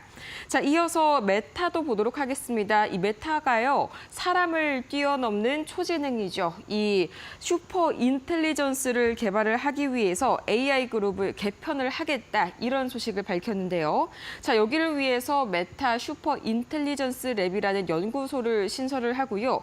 또 이 전 스킬 AI 대표였던 알렉산더 왕을 이 책임자로 추가로 영입을 했습니다. 자, 여기에 계속해서 인재 쟁탈전까지 오픈 AI와 활발하게 펼치고 있는 메타죠. 우리 같은 경우에는 이제 AGI라고 하는 범용 인공지능 그리고 뉴로픽 관련주들 체크를 해보셔야겠는데요. 가온칩스와 에이직랜드, 와이즈업과 마음 AI, 네페스 아크까지 챙겨보시면 좋을 것 같습니다. 자, 이어서 보도록 하겠습니다. 이 귀금속 2025년 상반기에 정말 엄청난 이 가격 상승을 보여줬었죠. 자, 금선물 같은 경우에는 25% 폭등했고요. 은선물도 23%. 이 백금이요. 얼마 전에도 다뤄봤었지만 플래티넘 선물이 47% 가까이 절반 이상 껑충 뛰어 올랐습니다. 이 관세로 인해서 미국채 수익률이 변동성이 커지자 거기에 대한 피난처로 떠오른 이 귀금속까지 관련된 MK전자부터 풍산까지 살펴보시길 바라겠습니다. 이렇게 4가지 이슈 살펴보고 왔습니다.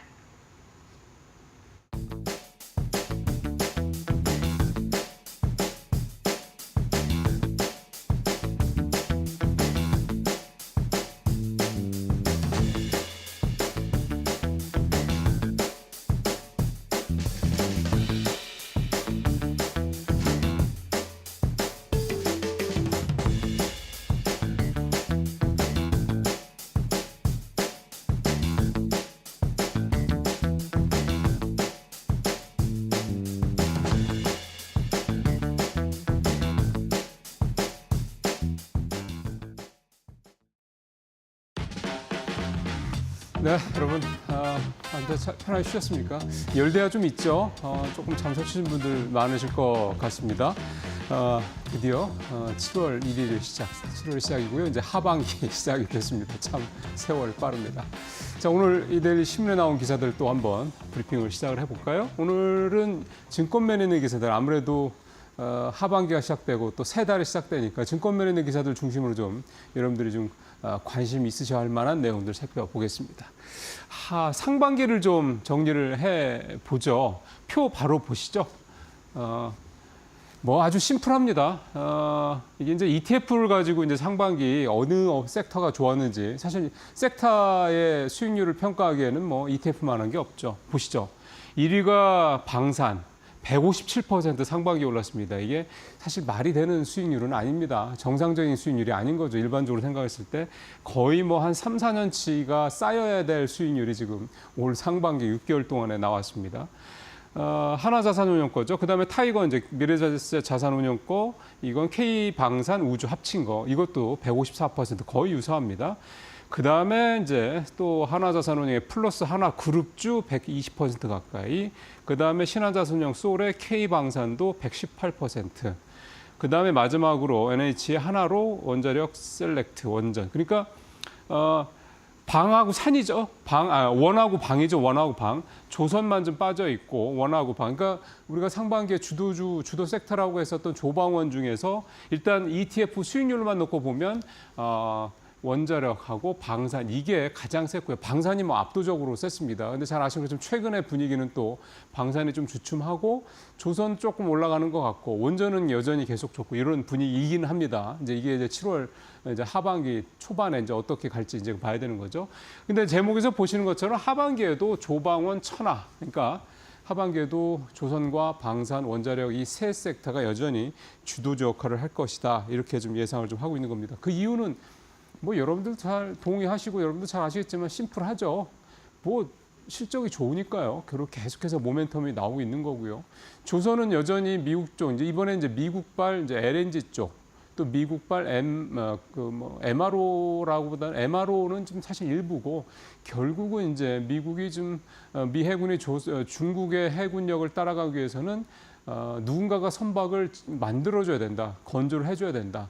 근데 그걸 할 수 있는 나라는 좀 전 세계 대한민국밖에 없다. 이 내러티브 이게 여전히 좀 아주 견조하게 살아있기 때문에 이 부분 있을 겁니다. 그리고 미국의 LNG 이 개발 확대에 따른 결국 이제 LNGC 즉 LNG 이 선 이것도 이제 중국 말고는 만들 수 있는 나라가 우리밖에 없거든요. 그러니까 이런 부분들에 대한 모멘텀, 이 내러티브가 여전히 살아있다라는 부분이고 방산주가 최근에 조금 주춤한 거는 나토 정상회의 끝나고 난 다음에 모멘텀이 조금 식었다라는 얘기가 좀 있는 거죠. 근데 잘 아시는 것처럼 유럽만 우리 방산 시장이 아닙니다. 지금 뭐 사실은 동남아, 중동, 남미 뭐 가릴 것도 없고요.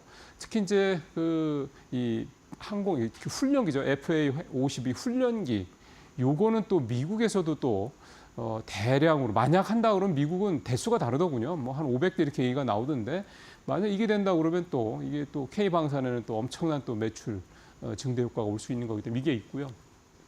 원전은 뭐 잘 아시는 것처럼 이 전력 수급 문제 이거 관련해서 미국이 지금 미국뿐만이 아니라 전 세계가 다 마찬가지 상황입니다. 우리도 똑같은 상황이고 그러니까 결국 전력 수급 문제와 관련돼서 현재로서는 이 신재생 쪽보다는 확실히 안전하고 안정적이죠. 안전하다기보다는 안정적인 쪽으로 무게를 둬야 되는 거죠. 그다음에 24시간 돌릴 수 있다라는 거.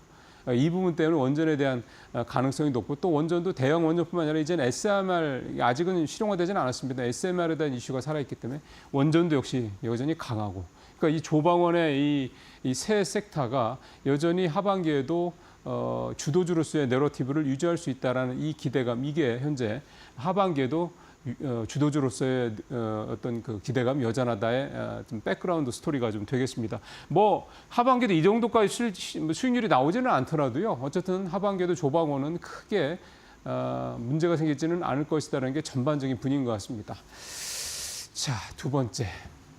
이제 우리 산업 쪽에서 자동차 얘기를 좀 해보도록 하겠습니다. 트럼프 대통령이 엊그제죠 이제 폭스뉴스랑 인터뷰했을 때 이제 우리 쪽에서 주로 얘기가 된 거는 이제 뭐 캐나다 얘기부터 해가지고 이제 뭐 서한을 보내겠다 뭐 말 안 듣는 데는 뭐 좀 더 강하게 뭐 이제 푸시를 하겠다 등등등 주로 이제 이런 얘기들이었는데 사실은 이 내용 중에서 조금 우리 쪽과 관련돼서 중요한 내용이 자동차 얘기였습니다. 뭐냐면 트럼프 대통령의 얘기가 물론 이제 한국차를 이제 뭐 제목이야 우리가 한국차 이렇게 뽑았습니다. 미데일리가 사실은 이제 차와 관련돼서 또 또 부품과 관련돼서 이제 일본이랑 우리나라를 이제 타깃을 한 얘기겠죠.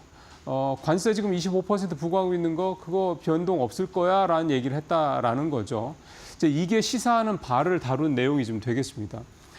지금 도요타가 이제 이번 달부터 7월부터 미국에서 이제 자동차 가격을 올립니다. 이 도요타도 이제 버티기 힘든 거죠. 아직 현대차하고 기아는 미국에서 자동차 가격 올리지 않겠다. 이 호세 무라뉴 현대차 CEO의 얘기였고요.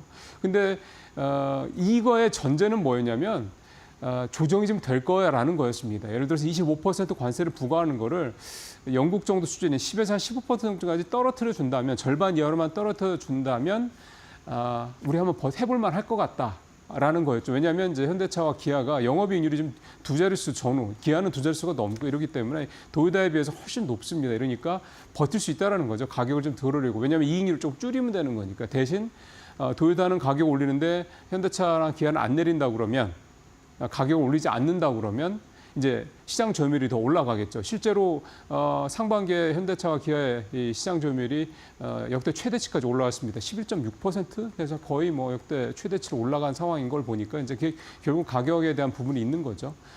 자, 그러다 보니까 그런 생각을 하고 있었는데 트럼프 대통령이 이렇게 얘기를 해버리면 이제 뭐 상황이 이제 꼬이는 겁니다. 예상대로 안 간다는 거죠. 만약에 25%를 계속 유지를 한다거나 또는 더 올린다거나 또는 지난번에 얘기했던 것처럼 부품에 대한 관세 25%의 대상을 더 늘린다거나 이렇게 되면 사실은 버티기가 힘들죠. 현대차 기아도. 아무리 재고 뭐 미국에다 많이 갖다 놨다 해도 재고라는 거는 결국 나가면은 계속 팔리면은 줄어드는 거니까 뭐 아까 말씀드린 것처럼 잘 팔리고 있다니 재고가 계속 줄 수밖에 없는 거죠.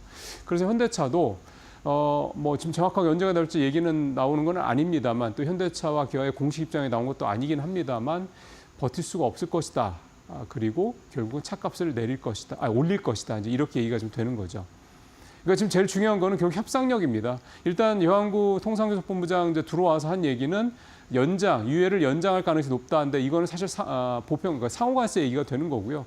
지금 이미 적용이 되고 있는 품목관세에 대한 얘기는 아직은 없거든요. 그래서 이거가 협상 대상에 올라오고 일단 거기까지는 어느 정도 진전된 것 같은데 올라오고 좀 시간을 번 다음에 25%를 적어도 15%나 그 이하로만 내려줄 수 있다 그러면 현대차나 기아 같은 우리 자동차 업계 또 자동차 부품업계한테는 굉장한 호재가 될 수도 있겠다. 참 이게 쉽지 않은 것 같습니다. 어쨌든 현대차 기아가 자동차 값을 미국에서 올리지 않고 이번 기회에 시장 점유율을 좀 대폭 올렸으면 하는 그런 바람 가져봅니다. 세 번째 얘기입니다. 주토피아 오늘 기사는 로봇 얘기입니다. 로봇이 좀 잠잠하다가 최근에 조금 움직이고 있는데 확실히 지난번 로봇주 급등세와 다른 거는 올라가는 종목들만 오르더군요. 그게 뭐 비단 로봇주들만 그런 건 아니긴 합니다만 표 한번 보시죠. 예. CG를 되게 재밌게 잘 만들었죠. 보시면 연초 이후의 상승률 보면 로보티즈가 175%를 1위, 유일로보틱스가 132%를 상당히 좋습니다. 그 밖에 이제 레인보우 로보틱스, 로보스 등등 쭉 있는데 사실은 로보티즈가 이 감속기 즉 액추에이터 만드는 회사가 제일 강하고 유일로보틱스 그 다음인데 로보티즈는 LG전자가 지분을 2대 주주죠. 유일로보틱스는 이제 SK 쪽에서 이제 최대 주주가 되기로 이제 마음을 먹고 지분을 이제 CB까지 해서 가지고 있는 데고 그 두 회사가 좀 유난히 좀 높고요. 다른 데는 조금 약합니다. 뭐 사실은 두 회사가 대단히 이 두 회사들만의 대단히 무슨 모멘텀이 있는 거는 아니기도 한데 어쨌든 아마 대주주가 대기업이라는 거 이거 부분도 영향을 좀 있었던 거라고 좀 봐야 될 것 같고요.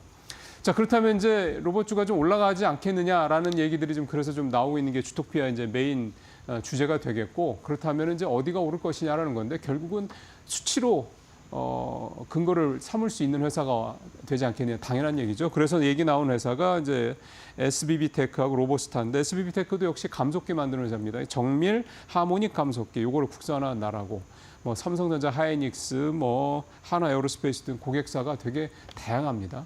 이런 장점이 있고요. 로보스타도 LG전자가 지분을 제일 많이 갖고 있는 33% 갖고 있는 대주주죠.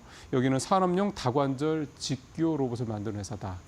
그러니까 결국은 이제 확실한 납품처가 있고 고객들이 좀 대기업들 큰 데들이 많고 그러니까 뭐 납품 비용 떼지 않을 염려도 있고요. 그런 데도 있고. 근데 사실 우리가 이제 이 로봇주들은 이게 사실 우리가 주도권을 갖고 있지 않은 나라다 보니까 좀 아직은 좀 후발주자 이 부분이 좀 역시 좀 걸립니다. 그래서 결국은 앞서 말씀드린 수치가 명확한 회사들 이런 회사들 중심으로 좀 좁혀야 될 필요가 있다 이렇게 말씀을 드릴 수가 있겠습니다. 마지막으로 우선주 얘기 또 간만에 좀 잠깐 해보죠. 코스피 우선주 지수인데요. 최근 한 달 사이에 굉장히 많이 올랐습니다. 10% 정도 올랐습니다. 역시 상법 개정안 수혜 통과에 대한 기대감 이거라고 볼 수가 있겠고요. 우선주들을 담은 미래세 운용의 타이거 우선주도 한 달 새 12% 가까이 올랐으니까 우선주가 최근 한 달 새 아주 드라마틱한 그런 상승은 아닙니다만 괜찮은 모습이고요. 상법 개정안이 7월 3일 그러니까 이번 주 목요일 처리될 가능성이 높다 이런 정치권에서 얘기가 나오고 있습니다. 그렇게 되면 이제 그동안의 노이즈가 사라지는 거죠. 그러면 이제 아마 옥석 가리기가 될 거고 그다음에 이제 정말 진정한 이 수혜주가 나올 거라고 생각이 좀 됩니다.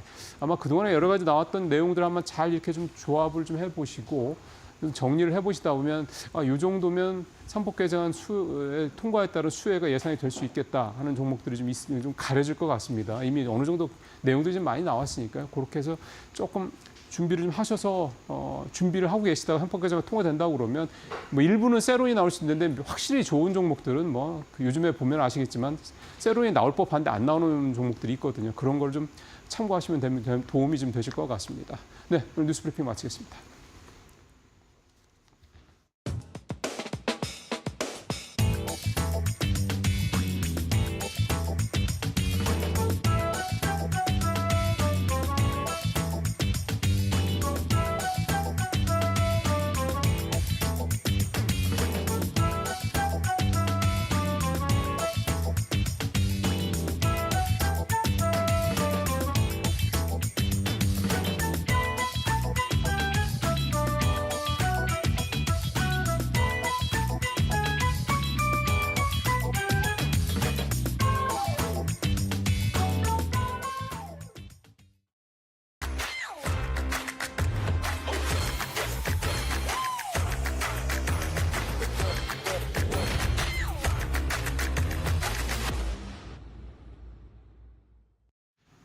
시장의 이슈를 깊이 있는 분석으로 들어보는 시간입니다. 마켓 비하인드. 오늘은 이영훈 IM증권 서울금융센터 이사님을 모셨습니다. 이사님 안녕하세요. 네, 안녕하세요. 네, 자 저희가 먼저 이제 미국 증시 마감 상황을 좀 살펴볼 텐데 이제 하루하루는 크게 의미가 없는 것 같습니다. 좀 최근의 추세가 좀 중요하지 않을까 싶기도 해요.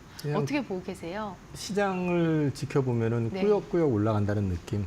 그러니까 이제 사실 좀 불안하게 출발했어도 뭔가 이슈를 만들어 가지고 미 정부 인사들이 좀 우호적 발언을 해가지고 주가를 반전을 시키고 네. 그러면서 주가는 또 거기서 따라서 꾸역꾸역 올라가는 또 그런 패턴이 반복이 되고 있는데 시장의 어떤 지표들을 놓고 말씀을 드리면 예전부터 제가 그러니까 이제 한참 증시가 좀 불안할 때 주목해 보셔야 될 그 지표로 제가 제시했었던 게 엔달러.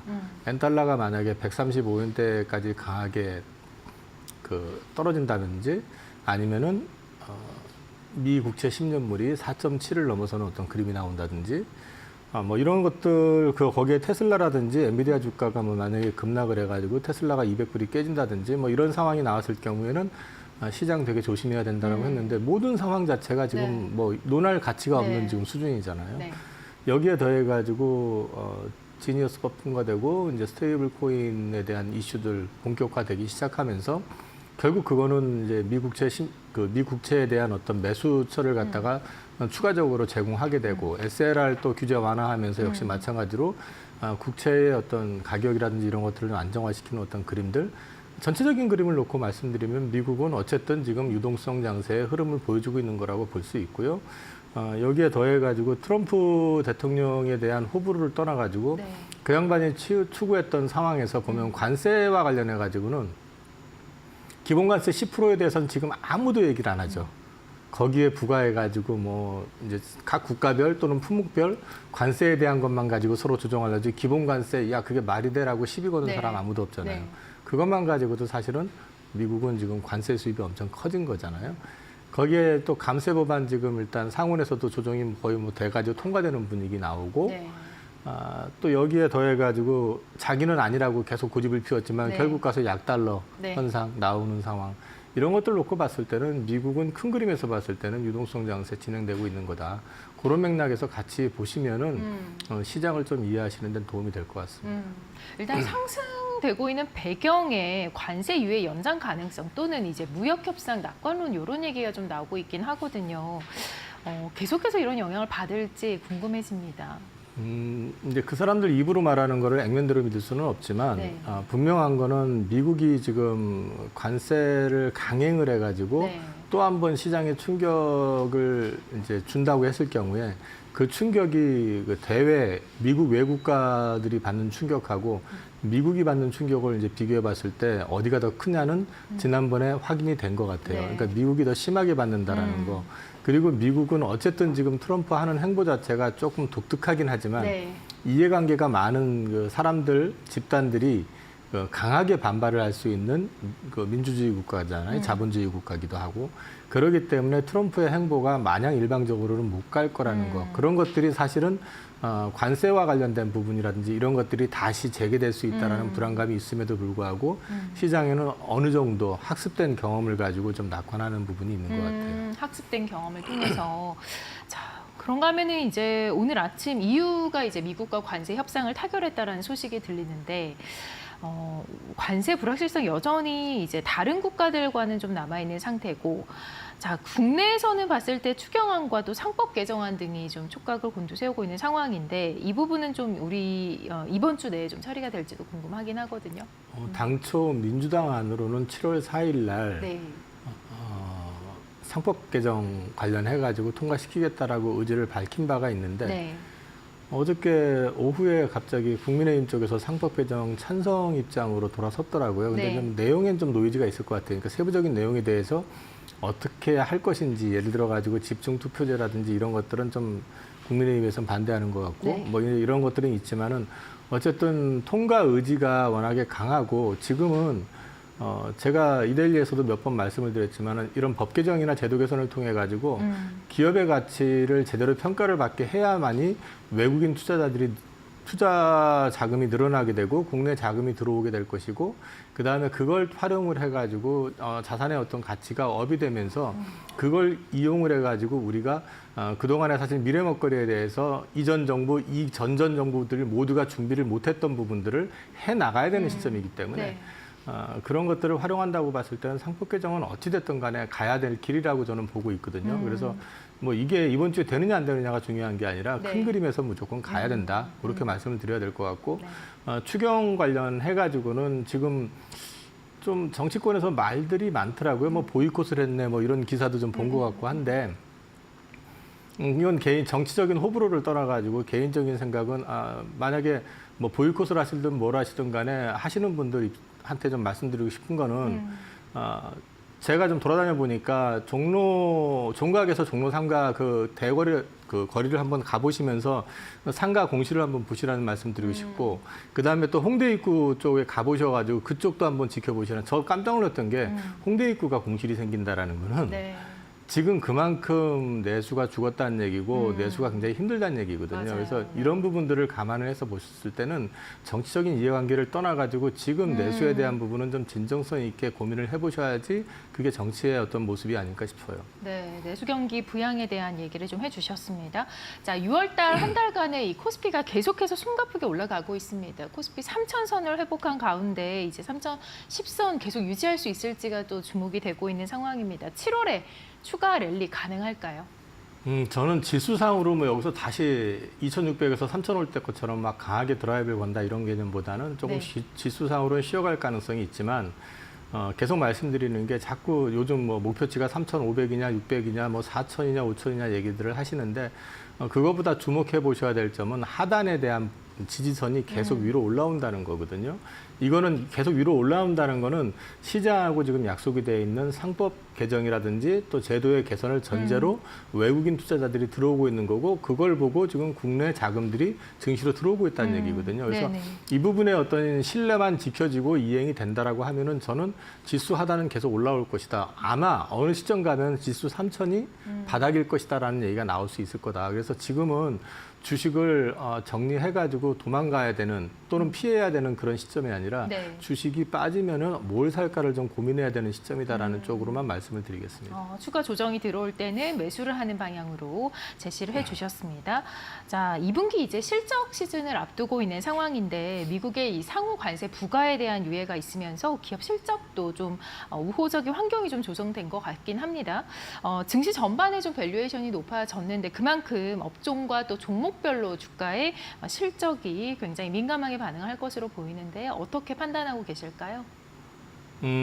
일단 밸류에이션에 대한 부담 이런 거를 일단 과거 학습된 걸로 봤을 때 경험으로 봤을 땐 지금 PBR 1배 이러면 우리가 상단에 도달했다 이렇게 볼 수도 있는 거고 PER 기준으로 10배 근처면 이게 싼가 이런 얘기들을 할 수 있지만 글로벌 트렌드를 가지고 얘기를 한다든지 아니면 글로벌의 어떤 평균치를 가지고 얘기를 한다 그러면 사실 지금 PBR 1배에서 왔다 갔다 하면서 야 꼭대기 온 것 같아라고 얘기하는 국가 별로 없습니다. 옆나라 일본 같은 경우도 2.4 정도 됩니다. PBR이. 네. 우리가 이제 좋던 싫던 가장 일본하고 많이 유사하게 패턴이 좀 따라가고 있다라고 놓고 봤을 때 네. 일본 같은 경우도 이제 PBR 배수를 높였던 이유가 결국은 제도 개선을 통해서 그 소위 말해서 그 PBR 밸류를 높이기 위한 여러 가지 그 노력들이 있었던 네. 거잖아요. 그 결과물이었었던 거고 그 결과가 지금 단적으로 토요타 같은 게 이제 0.4에서 1.4까지 올라왔었던 건데 우리는 지금 현대차가 여전히 0.4입니다. 그러면 우리 입장에서 봤을 때 지금 여기가 끝이라고 얘기할 수 있겠느냐라는 걸 생각을 해볼 필요가 있을 것 같아요. 그래서 저는 그 부분에 대한 거는 시간이 가면 갈수록 이 밸류에 대한 부분은 우리가 지금 시장에 약속이 돼 있는 부분만 네. 정상적으로 진행이 된다고 하면 밸류에 대한 고민은 크지 않을 거다. 그리고 또 시장에서 이제 말씀하셨던 것처럼 뭐 업종별, 종목별 이런 것들 이제 말씀하시는데 사실 원화 강세가 강하게 나오게 되면은 실적은 좀 떨어져요. 아무래도 수출 비중이 크다 보니까 그렇기는 한데 중요한 거는 앞서 말씀드린 것처럼 기업의 가치가 재평가를 받기 시작한다 그러면 PBR 0점 몇 대 있는 회사들 자체가 네. 정상이 아니잖아요. 네. 그러면 사실은 수익이 그 소위 말해서 원화 강세로 인해 가지고 이제 이익단이 조금 줄어든다 하더라도 기본 밸류 자체가 올라가게 된다 그러면은 그거는 상쇄가 되고도 남을 수 있다. 그래서 저는 지수에 대해서 지금은 약속이 제대로 이행이 된다는 전제 하에서 말씀을 드리면 크게 문제될 건 없을 것 같다. 좋습니다. 자, 이 반도체 시간이 지금 온다라는 얘기가 좀 들려옵니다. 이 기술주 가운데서도 삼성전자에 대한 주목이 되고 있는데 삼성전자 좀 담아야 될까요? 정말 어떻게 해야 될까요? 삼성전자는 제가 이제 말씀을 드리는 거는 원화 강세만큼 수혜를 볼 것 같다. 일단 거기까지는 말씀을 드릴 수 있는데 삼성전자 하면은 사실은 우리나라의 대표 기업이었었고 한국 증시가 강세가 된다든지 원화가 강세가 나올 때는 외국인들이 무조건 담아야 되는 주식이었거든요. 근데 최근 패턴은 좀 다릅니다. 네. 그거는 결국 실적에 대한 노이즈도 있지만은 기술적인 패권을 이미 상실한 상태라는 걸 갖다 시장에서 확인시켜주고 있다는 거죠. HBM 쪽 관련해 가지고 지금 당장 HBM3E는 고사 이제 뭐 지나간 얘기라고 치더라도 HBM4를 가지고 얘기하면은 지금 하이닉스 같은 경우는 초도 물량이 지금 공급이 되고 있고 마이크론 테크놀로지 같은 경우도 이제 샘플 테스트를 받고 있는 상황. 근데 삼성전자는 여전히 3 퀄 테스트 통과가 안 돼 있는 상황이거든요. 4에 집중한다고 그러는데 3가 안 되는데 4에서 집중한다고 해서 그게 된다라고 보장을 할 수 없는 네, 거잖아요. 네. 시장은 그런 부분들에 대한 우려를 하고 있는 거고 파운드리와 관련돼 있는 부분에서도 우리가 자꾸 TSMC를 끄집어내면서 경쟁 구도를 얘기하는데 그 말이 안 되는 게 마켓시어 60%대인 회사하고 지금 7%대 후반인 회사하고 어떻게 경쟁자가 될 수가 있냐는 거죠. 이제는 현실을 인정을 해야 되거든요. 네. 그래서 파운드리 관련된 부분에서는 자생 방안에 대해서 삼성에서 심사숙고해서 어떤 식이든 방안이 나와야 된다. 그게 아니라고 하면은 사실 삼성의 과거 영화를 기대하는 거는 조금 한계가 있을 것 같다. 그래서 저는 삼성전자가 여기서 못 오른다고 생각은 안 해요. 말씀드렸지만 원화 강세가 나온다고 그러면 거기에 따라서 그만큼은 오를 수 있을 거라고 보지만 시장을 아웃퍼폼하는 어떤 흐름이 나오려고 그러면 기술적인 부분에서 검증이 돼야 된다. 말씀을 드리겠습니다. 자체 내부의 기술적인 부분이 아닐까 싶은데요. 자, 이번 주 발표될 그럼 삼성전자 2분기 실적 전망도 좀 부정적으로 보시겠네요. 일단 시장에서 예상하고 있는 거는 하이닉스는 9조에 육박하는데 삼성전자는 잘해야 6조. 그 정도 얘기하는 것 같아요. 일단 그것만 가지고도 이제 큰 의미는 없을 것 같고요. 지금 사실 실적 자체보다는 삼성전자는 기술적인 부분에서 어떤 식이든 간에 시장하고 소통을 좀 명확하게 하실 필요가 있다. 작년 2, 4분기 컨퍼런스 콜에서 네. 그 3 버전 퀄 테스트 통과 얘기를 한 지가 벌써 1년입니다. 1년 동안 지금 진행이 안 됐다라고 네. 하는 거는 시장을 속였거나 아니면 뭔가 기술적으로 문제가 있어가지고 안 됐다라고 한다면은 그 부분에 있어가지고 시장하고 명확한 소통을 해주시는 게 글로벌 기업다운 모습이 아닐까 싶어요. 그래서 시장이 좀 삼성전자를 걱정하고 있고 저도 개인적으로 고객님들 삼성전자 보유 주식 갖고 계신 분들은 원래 잘 안 파세요. 심지어 코로나 때 4만 원대 사셨던 분 9만 원까지 갔었는데도 안 팔고 계시다 지금 갖고 계신 분들도 계시거든요. 그런데 이런 분들한테 실망을 안 주시려면은 삼성전자가 적어도 지금까지 보여줬던 모습과는 좀 다른 모습을 이번 실적 발표 이후에 행보를 통해서 보여주셔야 될 것 같습니다. 너무 좋은 말씀 해주신 것 같아요. 사실 등을 돌렸다기보다는 저희가 기다리고 있는 상태가 아닌가 싶긴 하거든요. 뭔가 얘기가 나오기를 기대하고 있는 상황인데, 자, 2분기 실적 시즌 그렇다 그러면 어떤 종목들이 좀 주인공이 될지가 궁금합니다. 어닝 시즌 어떤 종목과 어떤 종목이 좀 눈에 들어오세요? 상반기가 조선, 방산, 원전, 그다음 전력기기, 네. 그리고 이제 5월 말부터 시작해서 이제 하이닉스로 대표되는 반도체 이렇게 이제 주가가 전체적으로 움직였다고 보면 실적 시즌에서도 사실은 이제 보셔야 되는 건 결국 첫 번째는 조선일 겁니다. 조선이 지금 1, 4분기 어닝 서프라이즈 냈고 추가적으로 어닝 서프라이즈를 계속 해 나가면서 이제 서프라이즈뿐만 아니라 향후 하반기에 수주라든지 이런 부분들이 연속될 수 있느냐 하는 부분들, 네. 그다음에 쇼티지가 나고 있는 전력기기와 관련된 부분, 이 부분 역시도 실적과 향후 어떤 가이던스에 대한 부분을 지목해 보실 필요가 있을 네. 것 같고요. 원전 같은 경우는 사실은 뭐 실적하고는 별 무관하게 일단 움직일 가능성이 있기 때문에 그건 좀 별개로 좀 놓고 보셔야 될 것 같고, 네. 반도체 쪽에서는 결국 말씀드렸던 것처럼 삼성전자는 지금 당장 실적보다는 앞으로 기술적으로 얼마만큼 빨리 따라붙을 수 있는지에 대한 거를 명확하게 시장하고 소통하실 필요가 있고, 네. 하이닉스는 거꾸로 시장의 어떤 강자로서의 리더십을 언제까지 어떻게 끌고 갈 것인지에 대한 명확한 방향성을 제시해 준다고 그러면 그쪽과 관련돼 있는 움직임들은 좀 지속될 수 있을 것 같고요. 하반기에 좀 기대해 보실 만한 거는 실적하고 연계해 가지고 얘기를 네. 하라고 그러면 엔터. 엔터. 어저께는 또 화장품이 많이 올라가지고 사실 또 화장품도 해당이 되긴 하는데 네. 쫓아서 사시는 것보다는 좀 조정을 받을 때, 눌림목일 때 사시라는 측면에서 말씀을 좀 드리고 싶습니다. 네. SK이노베이션이나 또 다른 뭐 통신 쪽 이런 쪽은 크게 영향은 없는 걸까요? 통신 같은 경우 사실은 이제 SK이노베이션 같은 경우는 어떻게 급등했었던 거는 실적이 좋아질 것이다 이런 얘기들도 있었지만 사실은 쇼커버 성격이 되게 강합니다. 그러니까 이제 소위 말해서 쇼패팅을 했었던 물량들이 어떻게 강하게 커버가 좀 들어왔던 측면이 있어요. 이유는 네네. 정유 쪽의 정제 마진이 좋아지면서 실적이 좋아질 거야. 첫 번째가 나왔고 두 네. 번째는 2차전지 쪽이 워낙에 안 좋은 상황인데 네. 현대차 쪽으로 납품이 커지면서 가동률이 100%에 육박하다 보니까 되게 좋아지는 것 같아. 네. 이게 이제 맞물린 데다가 또 한 가지 지금 최근 시장의 특징은 많이 올라간 거 쫓아가는 것보다 안 오른 놈 중에서 올라갈 만한 놈이 뭐가 있지? 이걸 찾는 약간 두더지 게임 같은 거거든요. 네. 그래서 그런 얘기가 나오는 데다 실적이 좋아진다고 하니까 SK 이노베이션 같은 경우는 그동안 시장에서 재무적 리스크, 실적 이런 것 때문에 완전히 버려져 있던 주식이다 보니까 네. 반대로 강하게 좀 튀어 올라온 측면이 있습니다. 네. KT 같은 경우는 사실은 제가 작년이 아니라 지난주에 네. 고객님들한테 이거는 약 일종의 방어주적인 성격도 있지만 많이 안 올랐고 네. 그래서 이제 좀 놓자고서 사드렸던 주식인데 어제자로 9%, 8% 이렇게 올라갔단 말이에요. 네네. 근데 이제 이것도 역시 마찬가지 개념으로 볼 수 있고요. 그런 맥락에서 놓고 본다 그러면은 이제 그동안 좀 못 올라 있었던 종목들 가운데서 상대적으로 좀 순환매가 돌아갈 만한 거는 이슈 메이킹이 될 만한 거. 예를 들어서 뭐 미국이 계속해가지고 한국에다 요청하고 있는 건 LNG 좀 사가, LNG 투자 좀 해 이거라고 네. 한다면 그거와 관련돼 있는 주식들 어저께 살짝 움직임이 있었거든요. 뭐 이런 식으로 해가지고 안 움직였던 종목들이 순환매 형식으로 좀 돌아가는 그런 패턴의 일환이라고 저는 보고 있습니다. 네, 잘 들어봤습니다. 자, 7월 증시 전망이랑 또 투자 전략을 저희가 좀 들어봐야 할 텐데, 이 많은 투자자분들이 좀 3,100선에 대해서 지금 많은 생각을 하고 계신 것 같아요. 가시 갈 수 있을까에 대한. 저는 이번 장세 자체를 조금 시계열을 넓게 본다면 저는 이게 금방 끝날 거라고 생각은 안 합니다. 되게 의미가 있다라고 생각을 하고 있고 그다음에 이게 궁극적으로 우리나라의 미래 먹거리를 준비하는 하나의 과정이라고 저는 보고 있기 때문에 3,100을 자꾸 의식하실 필요는 없다고 생각을 하고 있고요. 궁극적으로 저는 전고점을 넘어설 거라고 생각하고 있기 때문에 네.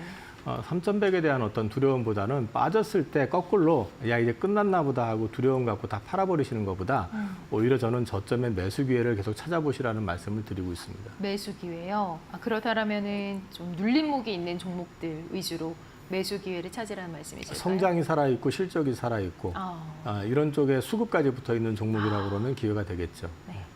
성장과 또 실적이 살아있는 종목들, 수급도 좀 살펴보아야 될 것 같습니다. 자, 간밤에 뉴욕 증시 흐름이 괜찮았습니다. S&P 500과 또 나스닥 모두 또다시 최고가 경신을 하기도 했는데요. 이 흐름을 그대로 국내 증시에서 받을 수 있을지 오늘 잠시 후에 마켓나우 1부에서 한번 살펴보도록 하겠습니다. 저희는 여기서 마무리하도록 하겠습니다. 시청해주신 여러분 고맙습니다.